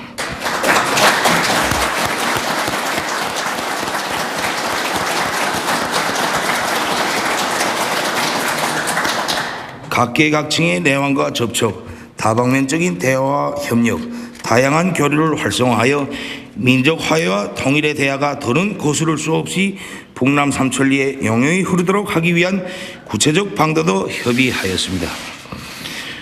오늘 문재인 대통령과 내가 함께 서명한 9월 평양 공동선언에는 이 모든 소중한 합의와 약속들이 그대로 담겨져 있습니다. 선언은 길지 않아도 여기에는 새로운 희망으로 높디는 민족의 숨결이 있고 강렬한 통일 의지로 불타는 결의의 넋이 있으며 머지않아 현실로 펼쳐질 우리 모두의 꿈이 담겨져 있습니다. 친애하는 여러분, 우리의 앞길에는 탄탄대로만 있지 않을 것입니다. 우리가 가는 앞길에는 생각 못했던 도전과 난관, 시련도 막아 나설 수 있습니다. 그러나 시련을 이길수록 우리의 힘은 더욱 커지고 강해지며 이렇게 다져지고 뭉쳐진 민족의 힘은 하나된 강대한 조국의 기틀이 될 것입니다. 때문에 우리는 그 어떤 역풍도 두렵지 않습니다.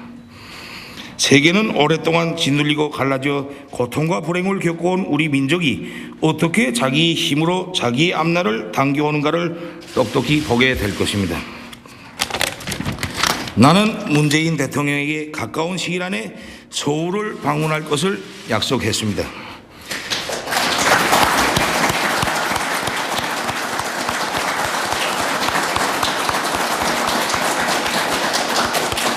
우리는 분단의 비극을 한시라도 빨리 끝장내고 결의의 가슴속에 쌓인 분열의 한과 상처를 조금이나마 가실 수 있게 하기 위하여 평화와 번영으로 나가는 성스러운 여정에 언제나 지금처럼 두 손을 굳게 잡고 앞장에 서서 함께해 나갈 것입니다.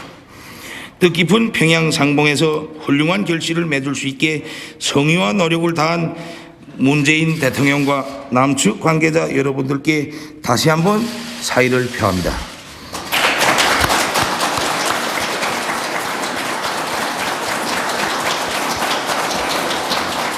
오늘의 상봉에 열렬한 축하와 성원을 보내주신 해내외의 동포들과 친애하는 벗들에게도 진심으로 되는 감사를 드립니다. 감사합니다.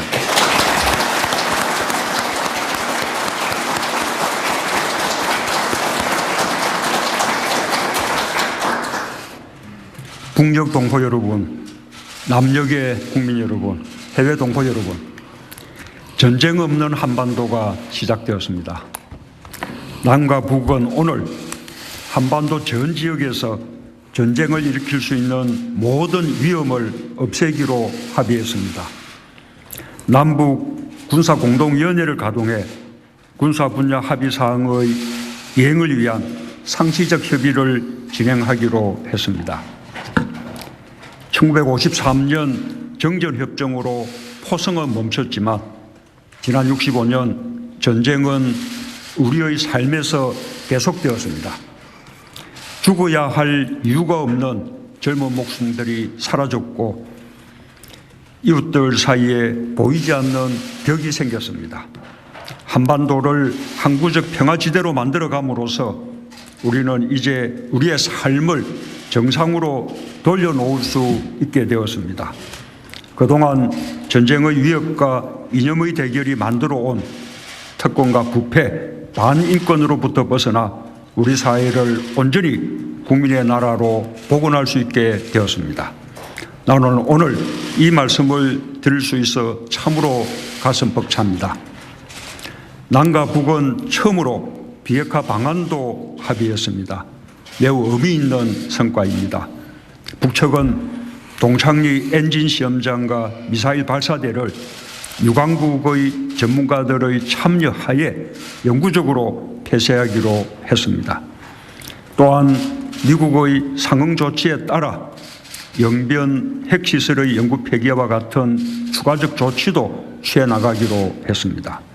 우리 결의 모두에게 아주 기쁘고 고마운 일입니다.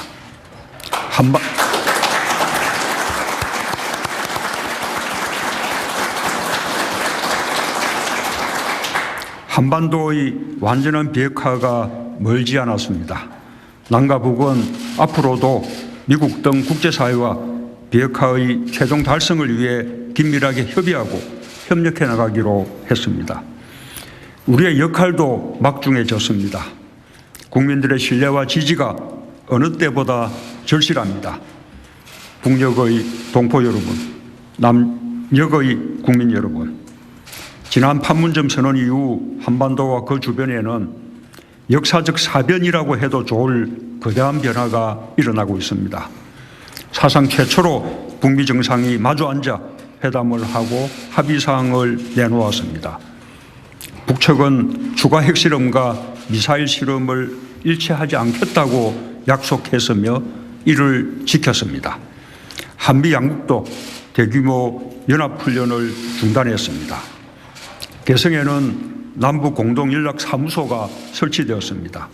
상시적으로 우리의 문제를 논의할 수 있는 새로운 남북 시대가 열렸습니다. 너무나 꿈 같은 일이지만 우리 눈앞에서 분명히 이행되고 있는 일들입니다. 평화와 번영을 바라는 우리 결의의 마음은 단 한순간도 멈춘 적이 없습니다. 빠르게 보이지만 결코 빠른 것이 아닙니다. 이러한 일들은 오랫동안 바라고 오래도록 준비해온 끝에 오늘 우리 앞에 펼쳐지고 있는 것입니다. 하나로 모인 8천만 계려의 마음이 평화의 길을 열어냈습니다. 우리는 우리가 만들어낸 이 길을 완전한 비핵화를 완성해 가며 내실 있게 실천해 가야 할 것입니다. 김정은 위원장과 나는 오늘 평양에서 북과 남의 교류와 협력을 더욱 정대시키기로 하였고 민족 경제를 균형적으로 발전시키기 위한 실질적 대책을 만들어 나가기로 했습니다. 남과 북은 올해 안에 동서해선 철도와 도로 연결을 위한 착공식을 가질 것입니다. 환경이 조성되는 대로 개성공단과 금강산 관광 사업의 정상화도 이루어질 것입니다.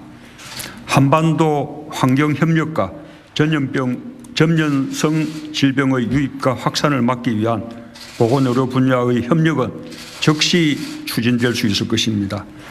금강산 이산가족 상설면회소 복구와 서신왕래 화산상봉은 우선적으로 실현해 나갈 것입니다. 2032년 하계올림픽의 남북 공동 개최 유치에도 함께 협력하기로 했습니다. 3.1운동 100주년 공동 행사를 위한 구체적 준비도 시작하기로 했습니다. 10월이 되면 평양예술단이 서울에 옵니다. 가을이 왔다 공연으로 남과 북 사이가 더욱 가까워질 것입니다. 나는 김정은 위원장에게 서울 방문을 요청했고 김 위원장은 가까운 시일 안에 서울을 방문하기로 했습니다. 여기서 가까운 시일 안에라는 말은 특별한 사정이 없으면 올해 안에라는 의미를 담고 있습니다.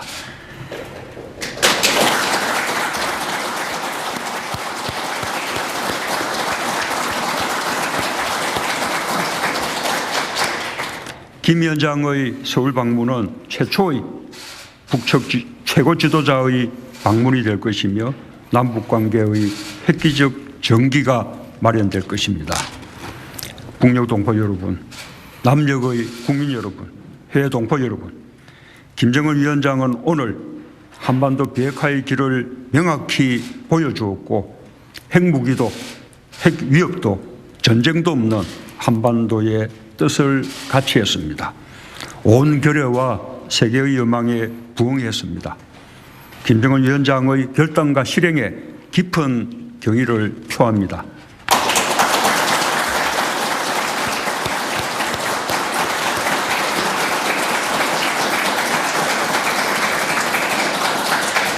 남북 관계는 흔들림 없이 이어져 갈 것입니다. 이제 평양회담의 성과를 바탕으로 북미 간 대화가 빠르게 재개되길 기대합니다. 북미 양국은 끊임없이 친서를 교환하며 서로 간의 신뢰를 거듭 확인해 왔습니다. 양국 간 정상회담이 조속히 이루어지고 양국이 서로 합의할 수 있는 지점을 찾을 수 있도록 우리의 노력도 다해 나갈 것을 약속합니다. 지난 봄 한반도에는 평화와 번영의 씨앗이 뿌려졌습니다. 오늘 가을의 평양에서 평화와 번영의 열매가 열리고 있습니다. 감사합니다.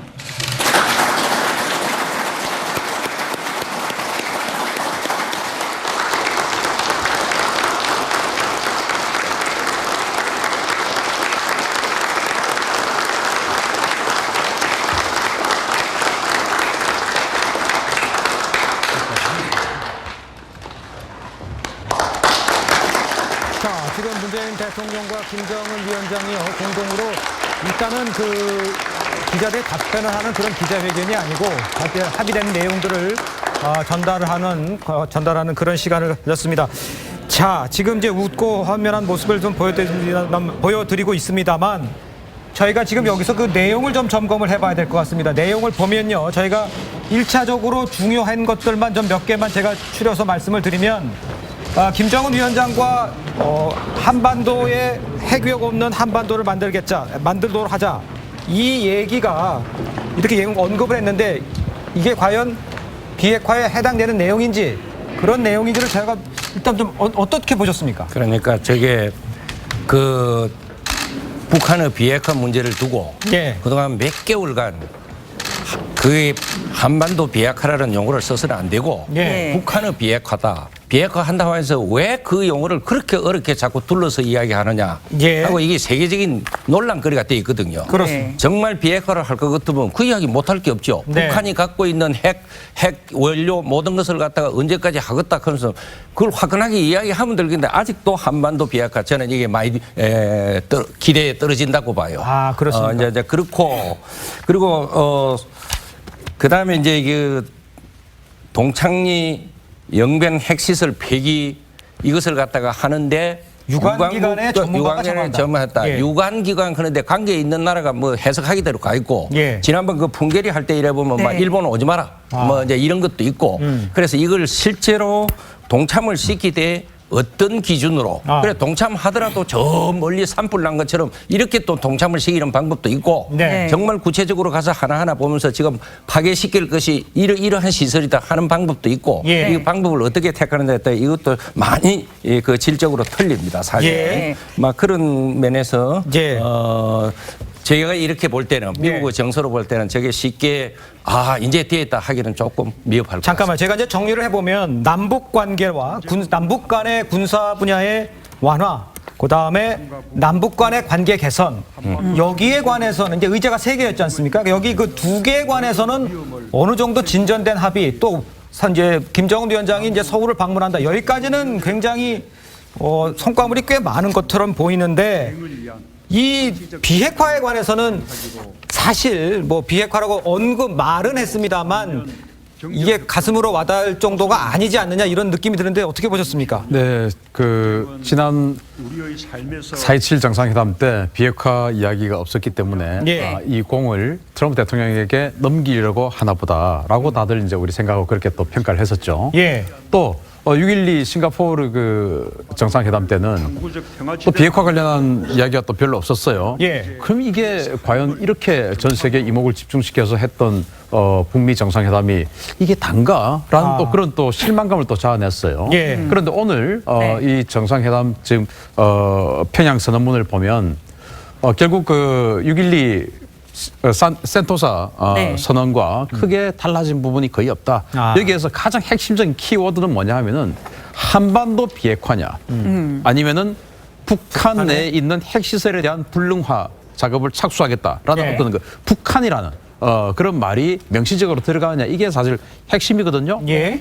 근데 그 김정은 위원장이 분명히 그렇게 이야기를 했습니다.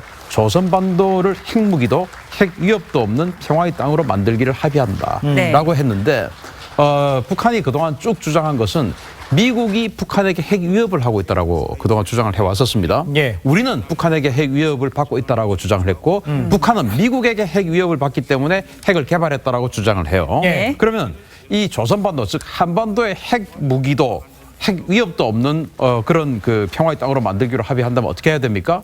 주한미군은 지금 핵 무기가 없어요. 네. 그러나 핵 무기라고 하는 것이 반드시 이 영토에 있다고 해서 쓸 수 있는 제한적인 무기가 아니에요. 네. 대륙간 탄도미사일, 잠수함 발사 탄도미사일 이런 것들로 인해서 의지만 있으면 어디에서든지 사용할 수 있는 게 핵무기다. 그러면 즉 한미 동맹이 있는 한 미국이 가지고 있는 이 핵무기는 한반도에 투사할 수 있다는 겁니다. 예. 즉 한미동맹 해체와 주한미군 철수로 이어질 수 있는 개연성이 있다라는 것이 그동안 이제 예.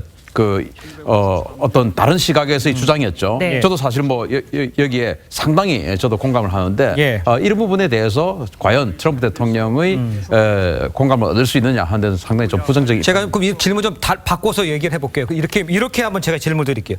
미사일 발사장이라든가 또 영변 핵시설, 풍계리 여기에 유관국의 전문가가 참관해서 연구 폐쇄한다.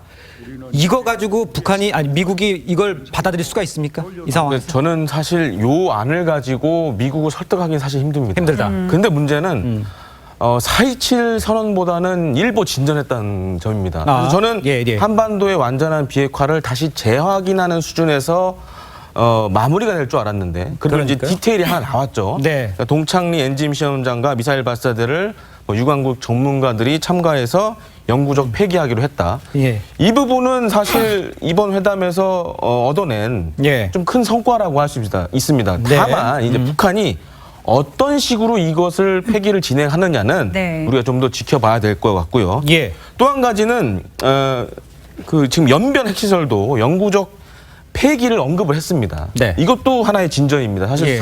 이번 정상회담에서 이 정도까지 나오리라고는 생각을 못했는데 이것도 하나의 진전이라고 할 수 있지만 예. 다만 조건이 하나 지금 달려 있죠.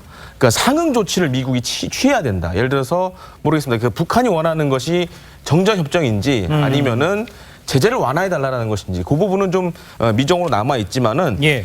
제가 봤을 때 향후 그러니까 북미 간에 또 이제 대화가 이어지긴 할 겁니다. 그 사이에서 플러스 알파가 더 있지 않을까 좀 조심스럽게 추정을 해봅니다. 김병민 교수 잠깐 김병민 교수 새로 오셨으니까 뭐 어떻게 보셨습니까? 네, 일단은 이번 있었던 평양 선언 하나를 가지고 모든 것들을 판단하기는 어려움이 있을 겁니다. 예. 지금 연속성상이 굉장히 오랜 기간 이어지고 있는 상황으로 보이고요. 예. 오늘 있게 되는 이 선언과 합의문들을 바탕으로 이제 미국과 북한이 2차 북미 정상회담에 갈 수 있는 징검다리에 형성할 수 있는 것인가를 좀 봐야 되는데 일단 우리 야당 입장에서 북한이 가기 전부터 계속해서 줄기차게 요구했던 건 김정은 위원장이 육성으로 비핵화에 대한 적극적 의지를 받아와라 아니었겠습니까? 그렇습니다. 네. 이것이 이제 앞으로 우리 국회에서 굉장히 좀 논란이 될 수 있겠습니다만은 일단 김정은 위원장이 육성으로 조선반도에 핵무기 없는 평화의 땅을 만들기 위해서 적극 노력하겠다고 얘기를 합니다. 그러니까 결국은 어찌 보면 비핵화라고도 얘기할 수 있을 것이고 또 한쪽에서 바라보건대 너무나 조선반도에 대한 원론적인 얘기를 한 거다라고 맞설 수 있겠으나 네. 일보 4.27 판문점 선언보다는 진일보된 내용들을 보여준 것은 사실이다라는 생각이 들고요. 예. 남북 정상회담에서 한 번도 비핵화에 대한 의제가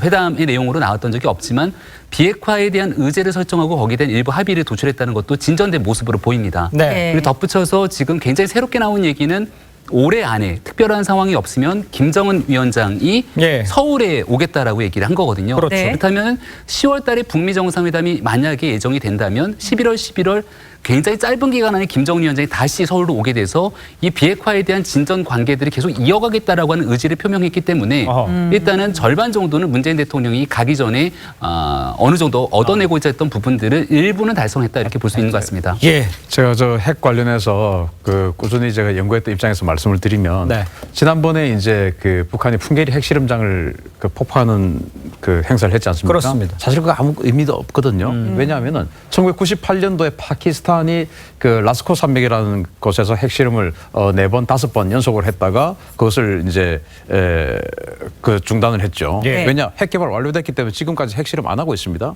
인도도 마찬가지로 1998년도에 핵실험을 6번이나 했습니다. 네. 지금까지 안 하고 있어요. 왜 안 하냐?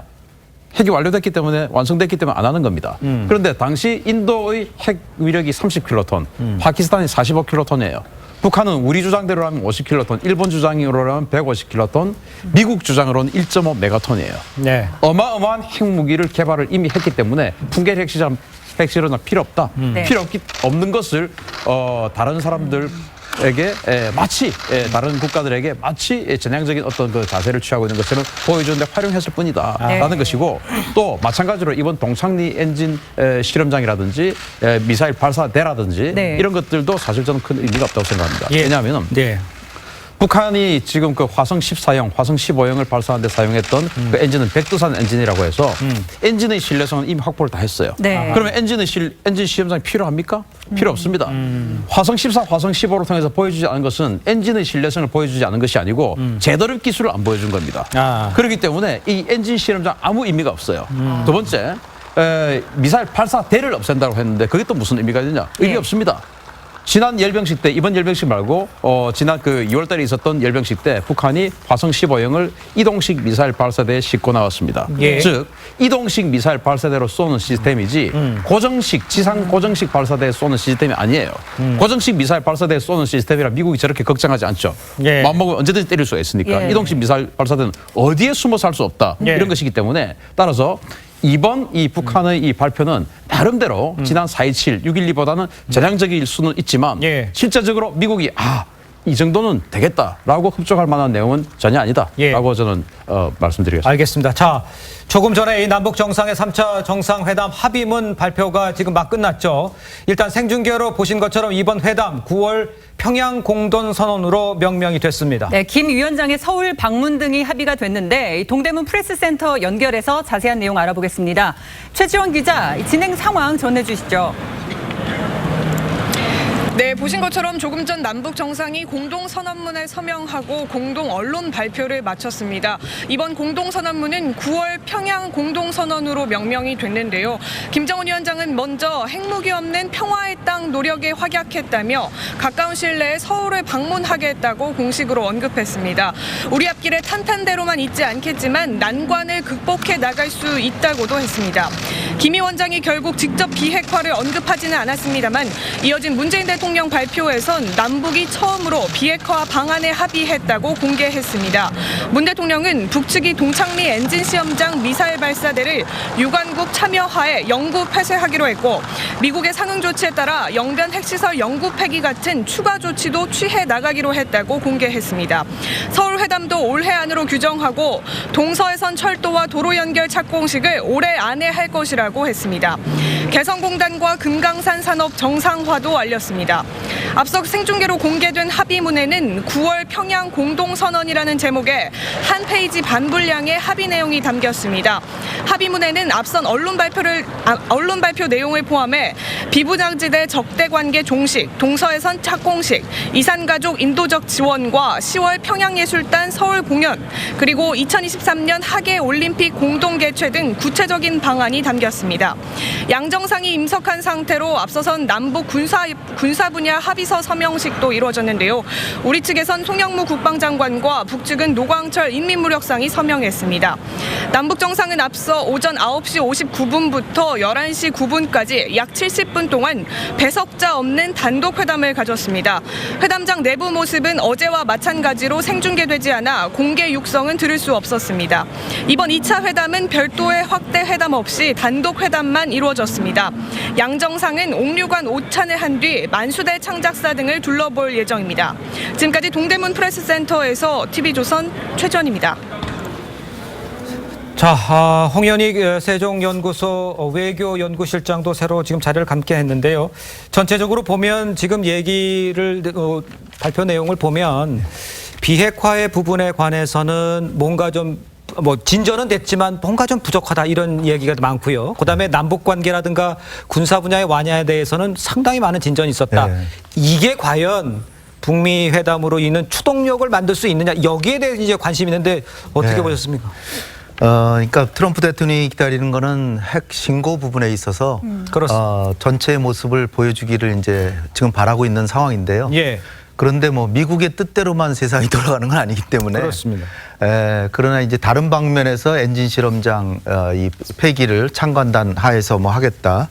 그리고 영변의 핵시설을 그러니까 한 지역 전체의 핵시설을 폐기하는 문제에 적극적인 용의를 갖고 있다. 이건 하겠다는 아니죠.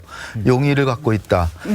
그런 내용인데 이게 이제 트럼프 대통령으로서는 이제 만족스럽진 않겠죠. 그러나 지금 트럼프 대통령이 여기에 대해서 강경책으로 돌아서기에는 지금 또 그것도 쉽지 않을 것입니다. 그것도 쉽지 않다. 대한민국도 자주국가로서 예. 남북 간의 관계가 있고 남북 간의 관계를 사실상 미국이 지금 주저하고 있는 게 종전선언인데 예. 미국이 종전선언을 안 해주더라도 남북한은 종전선언 상태로 이미 가고 있는 거예요. 그렇다면 미국이 뭘 느끼겠습니까? 하하. 이미 종전 상태로 남북이 가고 있는데 미국만 안 가겠다.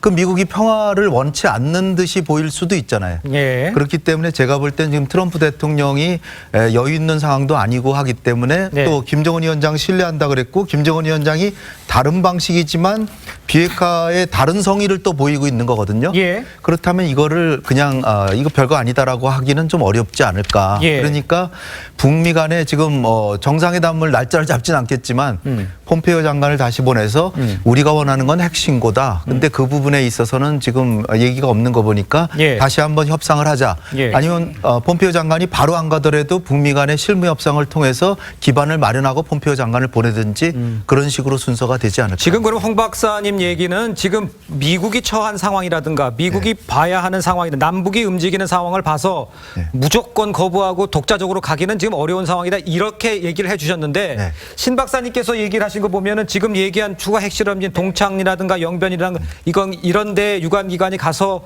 전체적으로 창반을 해봐도 이미 쓸모없고 이미 다 핵 개발 다 한 상태에서 그렇게 가치 있는 건 아니다라고 언급을 해주셨거든요. 그렇죠. 그렇게 가치 있다면은 일방적으로 다 폐기하겠습니까?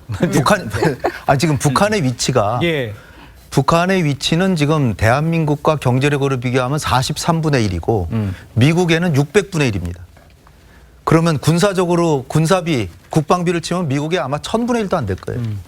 그런 상황에서 북한이 느끼고 있는 그 공포감, 군사적 위협감, 그리고 뭐 경제적으로는 완전히 뭐 지금 대한민국의 40분의 1이니까 예. 그런 상황에서 마지막 남은 거를 미국은 아무것도 안 하면서 너네 폐기해라. 먼저 선조치하라 그러면 어느 누가 하겠습니까? 더군다나 독재자인데 민주국가 지도자는 모르지만 자기의 정권을 하루라도 더 하고 싶어하는 정권인데 네. 그렇기 때문에 우리가 기대 수준을 너무 높이 가져가면 안 되고 트럼프 대통령도 그러니까 6월 12일 날 종전선언에 합의만 되면 서명할 수 있다라고 했는데 미국 국내 여론에 밀려서 지금 안 하고 있는 거거든요. 예. 그런 상황에서 다시 한번 추동력을 트럼프 대통령이 기다렸을 거예요. 그러니까 예.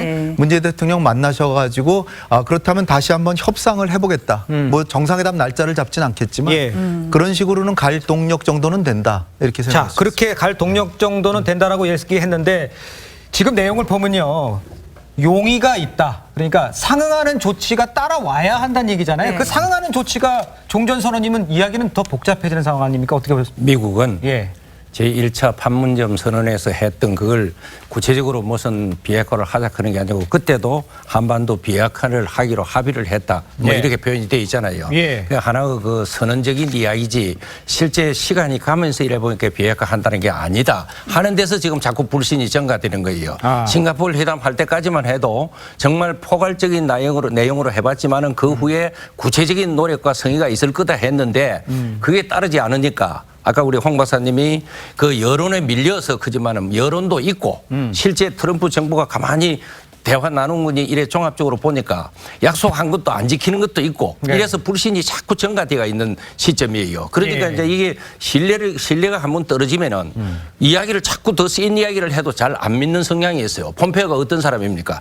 북한을 몇 번 드나들면서 며칠을 하면서 김정은하고 같이 식사도 하고 그렇게 약속을 하고 믿던 폼페이오가 그제 유엔에서 더 대북 제재를 강화해야 된다고 이 양반이 지금 앞장서서 들고 나오거든. 그게 뭐냐 하면은 상당한 기대를 걸었다가 그 기대가 자꾸 불신으로 되는 거예요. 그러면 더 구체적이고 좀 더 참 물건 같은 걸 이렇게 만들어 가지고 이걸 바게이닝 칩을 만들었어야 되는데. 근데 제가 이렇게 볼 때는 이것 가지고는 좀 어렵다. 회담이 어렵다. 저는 그렇게 생각합니다.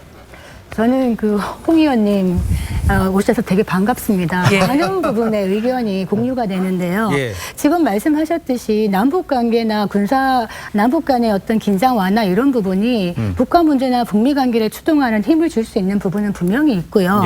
제가 지금 보는 거는 아까 기대치를 좀 낮춰도 어떻겠나 했는데 생각보다는 기대 이상이라고 저는 평가합니다. 결과물이. 네. 비핵화 부분만 떼서 보자 그래도요. 지금 트럼프 대통령에게 선물을 준 겁니다. 뭐냐 하면 지금 나는 이 정도는 양보할 수 있어라는 양보의 제스처를 취하는 거거든요. 협상 강의할 때 이제는 협상의 영역인데 협상에서 가장 쉽게 쓰는 게 뭐냐면 조금 내주고 많이 받는 겁니다. 지금 김정은은 그런 전략을 펴고 있는 거거든요. 실제로 아까 영변 핵시설 영구적 폐기 어렵습니다. 그전에도 영변 시설 폐기했다가 다시 복원하지 않았습니까? 그런데 이번에 영구적이란 말을 넣은 거죠. 그렇지만 동창리 이거 하겠다 이러면서 뭔가 양보하는 제스처를 취함으로써 이제 트럼프가 해. 그러면 트럼프 대통령 성격상 중간선거 있으니까 서프라이즈 해가지고 뭔가 그 전에 뭔가 할 수도 있습니다. 저는 약간 희망적으로 지금 보고 싶습니다. 이게 얼마 전에 우리 정의용 실장이 대북 특사단장으로 북을 갔다 오고 나면서 사실은 교착 상태에 있었던 관계들이 급물살을 탄 것 아니겠습니까? 그 당시 미국이 가장 좀 기대를 하고 있었던 측면 중에 만족감을 표했던 측면 중에 하나는 정의용 실장이 김정은 위원장을 만나고 와서 트럼프 대통령의 임기, 그것도 첫 번째 임기 내에 비핵화를 하겠다라고 얘기했던 부분들을 전달하면서부터 일이 굉장히 급진전된 것이 아닌가 생각이 들어요. 그래서 저는 오늘 만약에 이 문재인 대통령과 김정은 위원장이 만나서 굉장히 허심탄회한 흉금 없는 대화를 나눈다고 했기 때문에 이러한 비핵화에 대한 김정은 위원장의 의지뿐만이 아니라 비핵화에 대한 어느 정도 시간표에 대해서도 얘기가 조금 나왔으면 어땠을까라는 생각을 갖고 있었는데 정의용 실장이 입으로 얘기를 했지 우리가 김정은 위원장의 육성이나 문서를 보지 못했던 측면이 있는 거거든요. 그래서 과연 미국이 이러한 측면들을 어떻게 바라볼 것인지 아니면 우리에게 발표하지 않았지만 김정은 위원장이 정의용 실장에게 얘기했던 것처럼 문재인 대통령에게 똑같은 방식으로 트럼프 대통령 임기 내에 볼턴 보좌관이 얘기했던 거는 문재인 대통령과 김정은 위원장이 4.27 판문점에서 만났을 때는 1년 안에 비핵화를 한다고 김정은 위원장이 얘기를 했다는 것 아니겠습니까?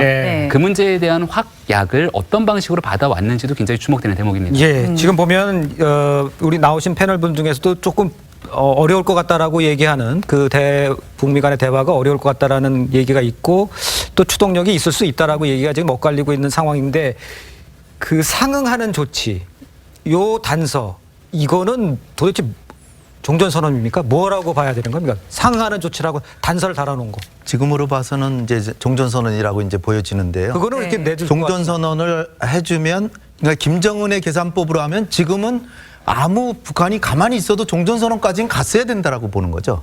자기가 취한 조치에 지금 이미 너무나 많이 했다는 거죠.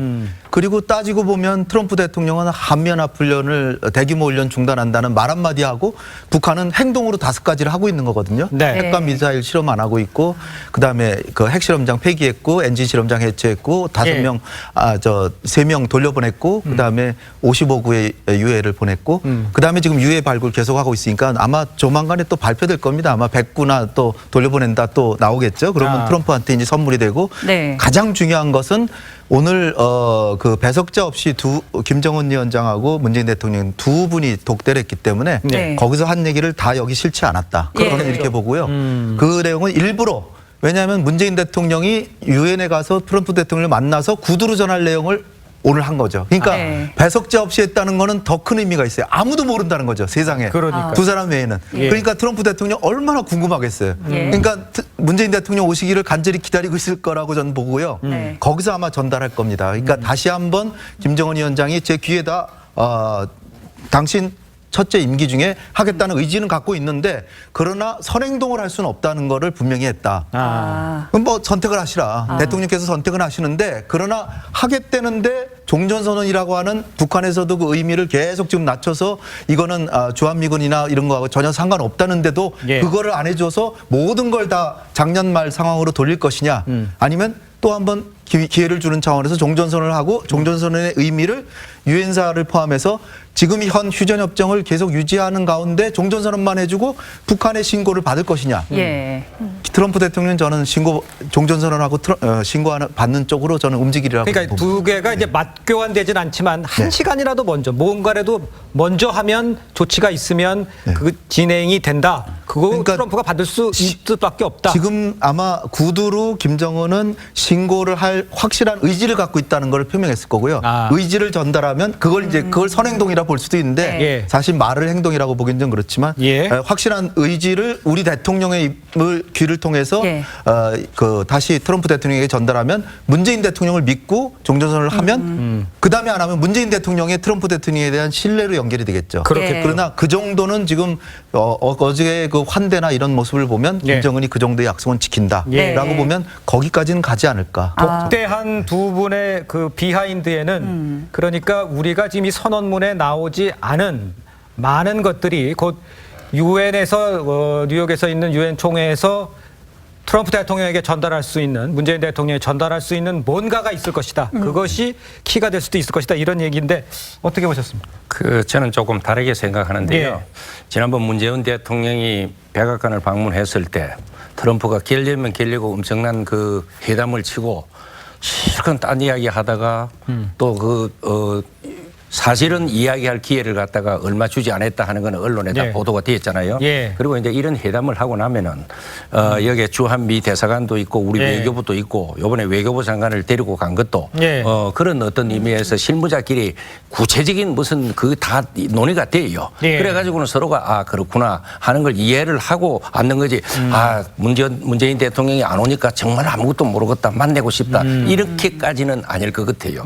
우선 또 그렇고 이거 이제 종전선언이라고 표현은 안 했지만은 그게 김정은 위원장이 한 이야기라 보니까 평화를 강조하고 막 이제 이런 내용들이 그런데 사실은 종전선언하고 이 한반도 비핵화하고는 이거는 개인 생각입니다. 뭐 전문가들도 그런 이야기를 하는 사람도 있고 동시 이행이 불가능한 품목이에요. 이게 왜 그러냐 하면 종전선언이라는 거는 한 번 일단 하면은 그게 상황이 안 만난다고 해서 다시 그러면 개전선언이다. 이렇게 할 수 없는 거잖아요. 이제 이랬는데 이 비핵화라 그런 거는 사실은 하세월 가는 이야기라고 그 뭐 핵이 몇 가지 있고 신고하는 절차도 있고 그것을 조사하는 절차도 있고 하다가 안 되면 이게 뒤엎어질 수도 있는데 이게 동질의 성격이 아니에요.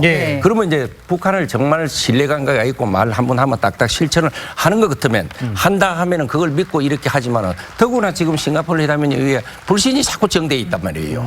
그리고 이제 한반도 선언을 한 것만 해도 대단하다 하는데 이미 1991년도에 한반도 비핵화 선언이라는 것을 남북이 노태우 대통령 때 얼마나 했습니까? 핵 물질을 가져서도 안 되고 만들어서도 안 되고 제조해서도 안 되고 이동해서도 안 되고 선언이 없어서 이게 안 된 게 아니에요. 수 없는 선언이 있고도 실천을 안 돼서 안 된 거기 때문에 저는 이것 갖고 글쎄 좀 그렇게 이런 생각. 제가 좀 생뚱맞은 비유를 한번 할게요. 마이클 잭슨의 빌리진이라는 그 팝송 대단히 좋아합니다. 그런데 그 노래의 가사를 제대로 이해하지 못하고 음악만 들으면 참 좋아요. 그런데 그 가사를 딱 알게 되면 이게 아름다운 노래라는 생각을 들지 않고 이런 노래였어? 라고 생각하게끔 됩니다. 지금 물론 뭐 제가 다른 분들에 대해서 다른 말씀을 드리는 게 아니고 그 희망과 우리는 희망을 이야기하고 할 수 있지만 지금 오늘 평양선에 나온 이 합의문의 행간만 가지고 분석을 할 필요가 있다고 생각합니다. 이면에 있는 것은 우리는 좀 몰라요. 모르죠. 그래서 지금 평양선언문 합의문 보면 이게 지금 한국어이기 때문에 우리는 다 알고 있다, 다 이해한다라고 착각할 수 있는 겁니다. 왜냐? 전문적인 영역이 있는 겁니다. 예를 들어서 아까 제가 말씀드렸던 동상리 미사일 발사장의 어떤 그 지금의 전략적 위치라든지 또 엔진 시험장의 전략적 위치라든지 풍계리 핵실험장의 지금 현재의 전략적 위치라든지 이런 것들은 분석하는 전문가들이 한국에도 있고 미국에도 있는 거예요. 풍계리 핵실험장을 파괴했더니 미국에서 조서가 나왔습니다. 왜? 그 행간을 분석할 수 있는 전문가가 있기 때문에 예를 들어서 이 오늘 평양선에 나온 아까 홍현희 박사님 말씀하신 그렇게 중요하면 미리 하겠냐라고 한 것을 미국에도 해석을 한 사람이 있습니다. 그러면은 과연 이면에 숨겨진 희망만을 가지고 예. 오늘 이 평양선언이 안타깝게도 미국의 조야 또 언론 여론을 설득할 수 있을 것인가 쉽지 하는 않아 데는 보인다. 조금 너무 아쉽다라는 말씀을 드립니다. 그런데 말씀을 해주셨던 것처럼 논의됐던 내용이 전부 다 이렇게 발표가 된 거는 아닐 거고요. 또 오늘도 일정이 많지 않습니까? 문 대통령께서 아직 귀국도 전이고 그러면 조금 더 진전된 내용이 이렇게 뭐 또 나올 수도 있지 않을까 기대해 볼 수 있나요? 다른 또 다른 선언이 있고 뭐 그러지는 않겠지만 예. 이제는 서로 간에 뭐 신뢰를 증진하고 친목을 강화하는 그런 행동들을 이제 하실 테고요. 네. 그다음에 이제 민주주의 국가의 지도자로서 북한의 그 평양 주민들에게 다가가는 예. 뭔가의 제스처 어저께도 이제 고개 많았죠. 깊숙이 숙여서 네. 주민들한테 인사하는 이건 강력한 메시지라고 저는 봅니다. 그렇습니다. 이 지도자가 당신들에게 봉사하는 사람이라는 걸 아마 김정은은 속으로 위협감을 좀 느꼈을지도 모르는데 이런 걸 하실 테고 그다음에 이제 수시로 그 신뢰를 증진하기 위해서 이 핵 문제에 대해서도 뭔가 얘기를 할 수 있는데 이거는 예. 발표되는 성질이 아니라 예. 아마 미국에 가서 트럼프 대통령한테 직접 말씀으로 하시지 않을까 이렇게 생각이 되고요. 제가 좀 이렇게 한번 질문을 좀 바꿔볼게요. 지금 얘기를 보면 그 홍 박사님은 이제 조금 긍정적인 요소가 있고 북미 회담을 가는데 좀 추동력을 발휘할 수 있을 가능성이 높다 이렇게 말씀해 주셨고 신 박사님 같은 경우는 이게 조금 어렵지 않냐 이렇게 얘기를 했는데 그 비핵화를 빼고 나서 이 남북 경협 지금 보면 올라온 것들이 많습니다. 보면 환경협력 적극 추진, 철도도로 연결 착공식, 또 방문도 있고요. 그다음에 2032년에 하계올림픽 남북 공동개최 유치 협력. 남북 간에는 이게 굉장히 많이 이제 합의된 것들이 많아요. 네. 이것만 가지고도 아까 말씀하신 것처럼 야 남북이 미국이 보는 시각에서는 남북이 저렇게 가는데 우리가 거기에 어떤 안티를 놓을 수 있나 이렇게 생각할 수 있는 여지는 있는 겁니까? 우리끼리 가는 건 어떻습니까? 그러니까 지금 굉장히 주의 깊게 하나하나 이게 합의한 게 유엔 안보리 대북 제재 결의안이나 미국의 대북 제재에 어긋나지 않는 거는 조속히 빨리빨리 하고 네. 그래서 미국이 보기에 좀 섭섭해할진 모르지만 한국도 자주국가로서 네. 또 결국은 북한하고 한 나라로 통일이 돼야 될 그 어떤 정치적인 주체로서 네. 이런 합의를 통해서 국제사회의 컨센서스는 존중하되 우리가 자율적으로 할 수 있는 부분은 최대한 하는 그런 걸 지금 진도를 나가고 있는 거예요. 미국이 느끼기에는 예. 한반도에 지금 군사적으로는 이미 평화가 왔고 예. 어저께도 그 의장대 대장이 우리 대통령한테 대통령 각하에게 분열을 보여드리기 위해서 우리가 다 여기 모여 있습니다. 그러게 북한의 군을 상징하는 저 의장대가 경례를 하면서 하고 보도 쏘고 다 하잖아요. 이게 상징적으로 남북 간의 군사적 위협이 서로 간에 해소가 되는데 미국은 종전선언이라고 해도 이게 전쟁권을 포기하는 게 전혀 아닙니다. 예. 이미 70년 전에 끝난 전쟁이 끝났다라고 이미 역사가 다 보여주고 있는 거를 그냥 그 정치적으로 맞아 끝났어라고 해주는 건데 예. 그거조차를 안 해주는 아주 인색한 초강대국이냐 그죠. 그래서 제가 미국의 지도자라면 그 정도는 당연히 해주고 그래 그러면 해줄 테니까 너넨 뭐 할래? 라고 해서 얻어내야 되는 거죠. 그 종전선언에 관해서는 이런 시각이 좀 있는 것 같아요. 종전선언이라는 거는 이제 어느 정도 이제 마침표를 찍는 건데 북한의 지금 행태를 보아하니 그렇게 마침표를 찍었다가 또다시 바뀌면 그때는 어떻게 되돌리냐 이런 시각이 있는 거 아니겠습니까? 당연히 돌릴 수 있다. 모든 국가는 자위권 차원에서의 국가를 방해할 수 있는 권한을 유엔의 그 헌장이 보장하고 있습니다. 예. 그러나 그것은 자위권 차원에서 해야죠. 예. 근데 미국이 그걸 좀 확대 해석해가지고 선제 공격은 논란이 있고요. 예방 공격은 불법입니다. 네. 근데 작년에 맥메스터 미국의 국가안보보좌관은 예방 전쟁을 거론을 했어요. 우리 미국은 불법 회의를 하겠습니다. 이런 얘기를 한 거예요. 그런 식으로 하면 초강대국의 위신이 깎이는 거예요. 그래서 네. 그건 완전히 마주 실현한 건데 그 뒤에 이제 그러니까 괌을 위협 사격하겠다고 북한이 나왔잖아요. 그렇습니다. 그러니까 미국도 아무리 초강대국이지만 체면을 유지하려면 적절한 국제법적인 그 한도 내에서 얘기를 하고 그리고 상대 국가가 아무리 힘이 약해도 주권 국가로서의 기본적인 자위권 정도는 지켜주는 정도의 종전선언 같은 건 이거는 그런 차원에 속하는데 네. 미국이 그것도 6월 12일 날 사실상 다 합의하고 막 구두로도 하겠다고 하고 미국은 말을 수도 없이 바꿔도 되고 네. 북한은 조금만 안 하면 이들은 맨날 그 사기치고 하는 집단이다 이런 식으로 얘기한다는 거는 미국에 대해서도 당연히 비판을 해야죠. 지금 네. 미국에서 다 언론에서 나왔잖아요. 종전선언을 하겠다고 트럼프 대통령이 직접 내일 모레 김정은하고 합의되면 서명할 거야. 그래고요. 또 김영철 백악관에 맞아서도 얘기를 했고 그다음에 미국 인터넷이 또 확인하고 있고 그런데 왜 안 합니까? 그 미국은 자기가 하겠다고 그러고 안 해도 되고 북한은 조금이라도 어기면은 이거 완전히 사기 집단이고 그런데 저도 뭐 북한을 믿는 건 아닙니다. 그러나 작년부터 12월부터 핵과 미사일 실험 안 하고 있는 게 사실이고 여러 가지 몇 가지 조치들은 돌이킬 수 없을 정도로 하고 있기 때문에 비록 그 의미가 지금 신 박사님 얘기하시듯이 동창리 NG 시험장과 미사일 발사대 이게 완전히 북한의 미사일 능력에 결정타를 날리는 것은 아닐지라도 그래도 진전이라는 거죠.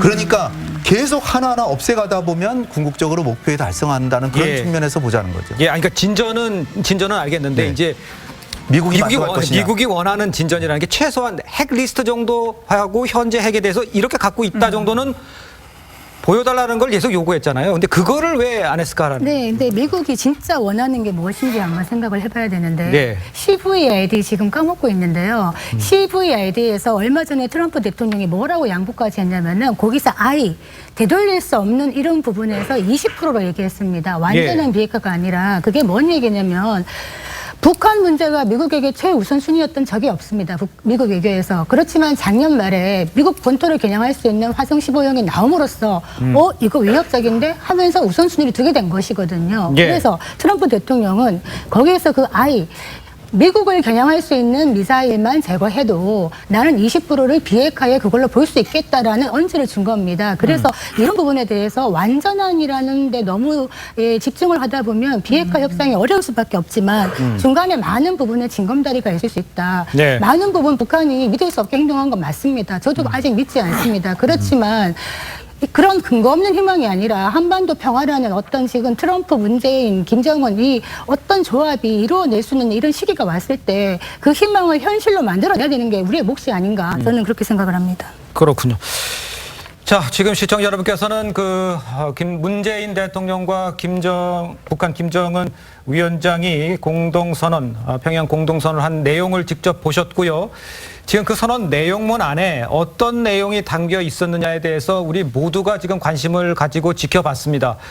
그 내용에 관심이 있었던 것이 이제 어떻게 비핵화에 대한 육성에 대한 언급, 그다음에 후속 조치, 이것이 곧 북미 간의 대화로 이어질 수 있는 추동력이 될 수 있는 것이냐, 여기에 대해서 지금 토론을 하고 있는데 좀 의견들이 조금씩 다르긴 합니다. 그런데 이 상황에서 저희가 좀 짚어봐야 될 것들은 남북 관계에 대해서 진전된 결과물들은 상당히 성과가 있었다, 이렇게 봐야 되는 건 아니겠습니까? 남북 관계의 발전에 대해서는 굉장히 많은 내용의 합의가 있었는데요. 철도나 도로 연결 같은 경우에 착공식을 올해 안에 갖겠다라고 합의를 하게 된 부분들이 존재합니다. 올해 안에? 이게 저는 2박 3일의 정상회담이 끝나고 돌아오게 되면은 국내 정치권으로 이슈의 공이 넘어갈 것 같은데요. 이 판문점 선언에 대한 국회 비준 동의안도 그 이전의 처리를 희망했지만 이번 평양 선언 이후에 어떤 결과가 나오는지를 보고 나서 결정하겠다라고 해서 국회 공을 좀 미루지 않았습니까, 시간을. 근데 지금 이 철도나 도로 연결을 하기 위해서는 예산이 수반될 수밖에 없는 것이고, 당연하죠. 2019년도 예산만이 필요한 것이 아니라 철도의 연결 이후에 현대사 사업까지 한다면 상당한 기간 동안에 예산이 수반될 것입니다. 그다음 행정부의 수반이 대통령이 이 북한의 지도자인 김정은 위원장과 만나서 포괄적인 협의는 가능하겠으나 여기에 수반되는 예산을 결정하는 것은 국회의 몫이거든요. 그렇죠. 그렇기 때문에 과연 이 부분을 어떻게 바라볼지를 두고 여야가 치열하게 아마 쟁점들을 두고 다툴 거다라는 생각이 들고요. 가장 좀 쟁점이 될 수 있는 내용 중에 자막이 좀 나가고 있습니다만은 개성공단과 금강산 관광 사업을 정상화시키겠다. 여기에 대해서는 조건이 마련되겠다. 단서를 달긴 했습니다만 지금 이 남북 정상회담이 진행되기 불과 열몇 시간 전에 유엔 안보리 상임위원회에서는 미국과 중국, 러시아 등에 대한 난타전이 이루어집니다. 그러니까 대북 제재를 두고서는 이 대북 제재를 일부 완화해야 된다라는 중국과 러시아 측의 입장이 있고 여전히 대북 제재가 있을 때만이 북한의 비핵화 얘기로 끌어낼 수 있다라는 미국의 입장이 첨예하게 맞서고 있는 거죠. 그렇죠. 그러니까 린지 그레임 상원의원 같은 경우도 남북 관계의 발전에 대해서 이게 북한의 비핵화와 이 미국이 갖고 있는 것들과 속도를 대한민국이 함께 맞춰가야 되는데 이렇게 가게 되는 것은 아직까지는 문재인 대통령이 트럼프 대통령을 만나지도 않은 상황이고 제2차 북미 정상회담이 이루어지지도 않은 상황인데 한 걸음 두 걸음 너무 앞서간 것이 아니냐. 특히 개성공단과 금강산관 같은 경우는 대북 제재가 해제돼야지만 가능한 일 아니겠습니까? 그렇겠습니다. 그런 측면에서 바라봤을 때 남북 관계 발전에 대한 두 정상의 아주 적극적인 의지들은 우리 모든 민족들이 높게 평가할 수 있겠으나 현실적인 상황과의 괴리감을 어떻게 좁혀갈 수 있을 것인지 이 부분이 앞으로 여러 쟁점으로 떠오를 것 같습니다. 북한 비핵화로 가는 데 있어서 그것을 완성하는 데 있어서의 한국과 미국의 긴밀한 협조가 필요한데 너무 남북 관계가 너무 속도가 빨리 가는 게 아니냐 이런 지적인데 그럼 이렇게 한번 여쭤볼게요. 이제 문재인 대통령이 이제 돌아오셔서 이제 유엔에 가야 되지 않습니까? 그때까지 이 상황에서 뭘 가장 신중하게 생각하고 뭘 염려해야 되고 준비해야 되는 겁니까? 지금 미국을 비롯해서 유엔은 유엔 제재가 있고 북한의 비핵화를 위한 미국 제재가 있고 제일 신경 쓰는 거는 한국이 거기에 좀 보조를 맞춰주시면 좋겠다 하는 거예요. 그렇습니다. 그렇게 해야 한쪽에 구멍 내놓고 자꾸 지를 몰면은 지가 자루 속에 들어오지도 않고 잡히지도 않잖아요. 이제 그런 면에서 좀 같이 그런 면에 협조해 주라. 그런 게 이제 비핵화 이런 데도 좀 보조를 맞춰주려고 하고 이번에 이제 남북 경협이라는 이 문제 때문에 사실 경제 5단체 회장입니까? 4대 그룹을 갖다가 이제 데리고 가서 어제 그 이용남 내각 부총리하고 이야기를 하면서 긴 대화를 나누고 남북 사이 경제 협력이 활성화될 수 있다는 심신이 생긴다 이랬는데 이것도 지난 그 북한과 경협을 한 케이스를 갖다가 잘 좀 분석을 하고 연구를 해야 돼요. 지난 십수년간 중국이 수없이 많은 그 기업들이 사실은 그 북한과 경협을 이렇게 했죠. 심양 연기를 그다음에 북한에 이래 투자했는데 거의 한 90% 이상이 다 실패를 하고 나왔어요. 왜 실패를 했느냐? 그걸 분석한 또 그 학자들도 있습니다. 보니까 소위 북한 시스템 자체가 뒷돈을 너무 요구하더라. 그다음에 인프라가 전혀 안 돼 가지고 뭘 하려고 그래도 또 비용이 너무 많이 들고 그다음에 두 가지 원칙이 있다는 거야. 이게 탈북자한테도 저는 들은 이야기입니다. 뭐냐 하면 집단주의 원칙과 현물 지표별 원칙이라는 게 있어요. 그러니까 집단주의 원칙이라는 것은 북한에서는 기업을 이래 개인이 하는 게 아니고 어쨌든 집단이 하고 현물 지표별이라고 하는 거는 이 생산되는 물건 여러 가지는 총 국가 차원에서 기억하는 지표물이 있고 그게 지구별로 있고 여기에 다 맞추다 보면 해외에서 들어간 기업들이 참 기업하기 어렵대요. 그래서 이제 이번에 그 따라간 분들이 앞으로 우리 동족이고 기업을 어떤 형태든가 하기는 해야 되는데 무슨 소리를 하는가 보자. 이래 하나 듣고 그 상황 이해를 위해서 간 것 같으면 모르지만은 여기서 성급하게 너무 빠르게 무슨 프로젝트를 갖다가 하고 이렇게 하는 거는 심중에 심중을 기해야 된다. 알겠습니다. 지금 속보가 올라온 것을 조금 정리를 해서 알려드리면요. 이 남북한은요 서해와 동해 완충지대에서 해상 기동 훈련을 중지하기로 했고요. 그다음에 어떠한 수단과 방법으로 공격 점령 행위를 안 하기로 이렇게 얘기를 했습니다. 그다음에 비행 금지 구역 확대를 하고요. 군용기의 우발 충돌을 방지하기로 했습니다. 군사 분야에 있어서는 상당히 지금 그 완충지대를 상당히 만들어서 안 일어나도록 이렇게 하기로 한 거고 경제협정 같은 경우에는 잠시 전에 좀 언급을 해주셨습니다만 이 문제가 뭐냐면 제재가 있는 상황에서 우리가 남북 간에 미리 하면 북한도 아까 따라올 수 있지 않겠냐라고 홍영일 박사님께서 얘기를 해주셨지만 이 제재 국면에 이제 우리하고 좀 한미가 좀 맞춰야 되지 않느냐 이렇게 얘기할 수 있는 미국의 발언도 있지 않겠습니까? 그건 어떻게 봐야 돼요? 그렇습니다. 유엔 안보리 제재 그 결의안은 분명히 이렇게 명시돼 있죠. 그 상업적인 것은 지금 해주면 안 돼요. 그러면 이제 철도라든지 도로라든지 이 연결하는 거 이걸 비상업적으로 이렇게 활용한다고 이제 규정이 되면 사실 할 수 있습니다. 유엔 제재를 피해가서 이 유엔 제재에 국한돼서 단 이건 미국하고는 또 별개예요. 미국은 이제 또 설득하기 나름이니까 그런 상황에서 그것은 할 수 있는데 과연 미국이 그 부분에 동의를 해줄 것인가의 문제가 남아 있고 개성공단이나 금강산관광 같은 경우는 분명히 상업적이기 때문에 그것은 유엔 제재의 카테고리 안에 들어가 있습니다. 저는 지금 이제 이 자막에 계속 그 군사 분야의 그 합의 관련해서 나오는데 상당 부분 대부분이 사실 우리 군이 하던 것을 안 하면 되는 겁니다. 그래서 우리 군이 대폭적으로 양보하는 거예요. 전부 다. 그런데 저는 이 중에서 조금 우려스러운 것이 포병 사격 훈련을 그 MDL 10km 이내에서는 하지 않는다라는 게 있는데요. 네. 우리 군이 북한의 그 기습 전면 공격을 대비해서 전 사단이 이 단거리 포들을 휴전선 바로 인접해서 포상이라고 하는 진지에다가 다 배치를 해놓고 그걸 뺄 수가 없어요. 언제 공격이 올지 모르니까. 그런데 거기서 이제 훈련을 안 하겠다고 하면 어딘가에 빼내서 훈련해야 되지 않겠습니까? 네. 근데 지금 이 포병 훈련을 할 수 있는 곳이 우리 그 한 10km 이남에 한 서너 군데밖에 안 돼요. 지금 거기도 시끄럽다고 온 민원으로 인해서 사실 훈련 제대로 안 되고 있습니다. 네. 그런 전방에 있는 포병들까지 거기 가서 훈련하면 사실 그 지역 시민들 사실 더 힘든 어떤 민원 속에 민원을 할 수 있겠죠. 따라서 그러한 것들에 대한 우리 정부적 차원의 어떤 그 군사력 유지 방안에 대한 정부적 차원의 고민이 있고 저런 합의를 한 것인지 조금 의문스럽긴 합니다. 자, 특보는요 1분 여기서 마치고요. 인사드리고 한라인이죠. 한라인 시간에 계속 이어서 이 상황을 좀 전해드리도록 하겠습니다. 네 분과는 여기서 인사드리겠습니다. 고맙습니다. 고맙습니다. 감사합니다.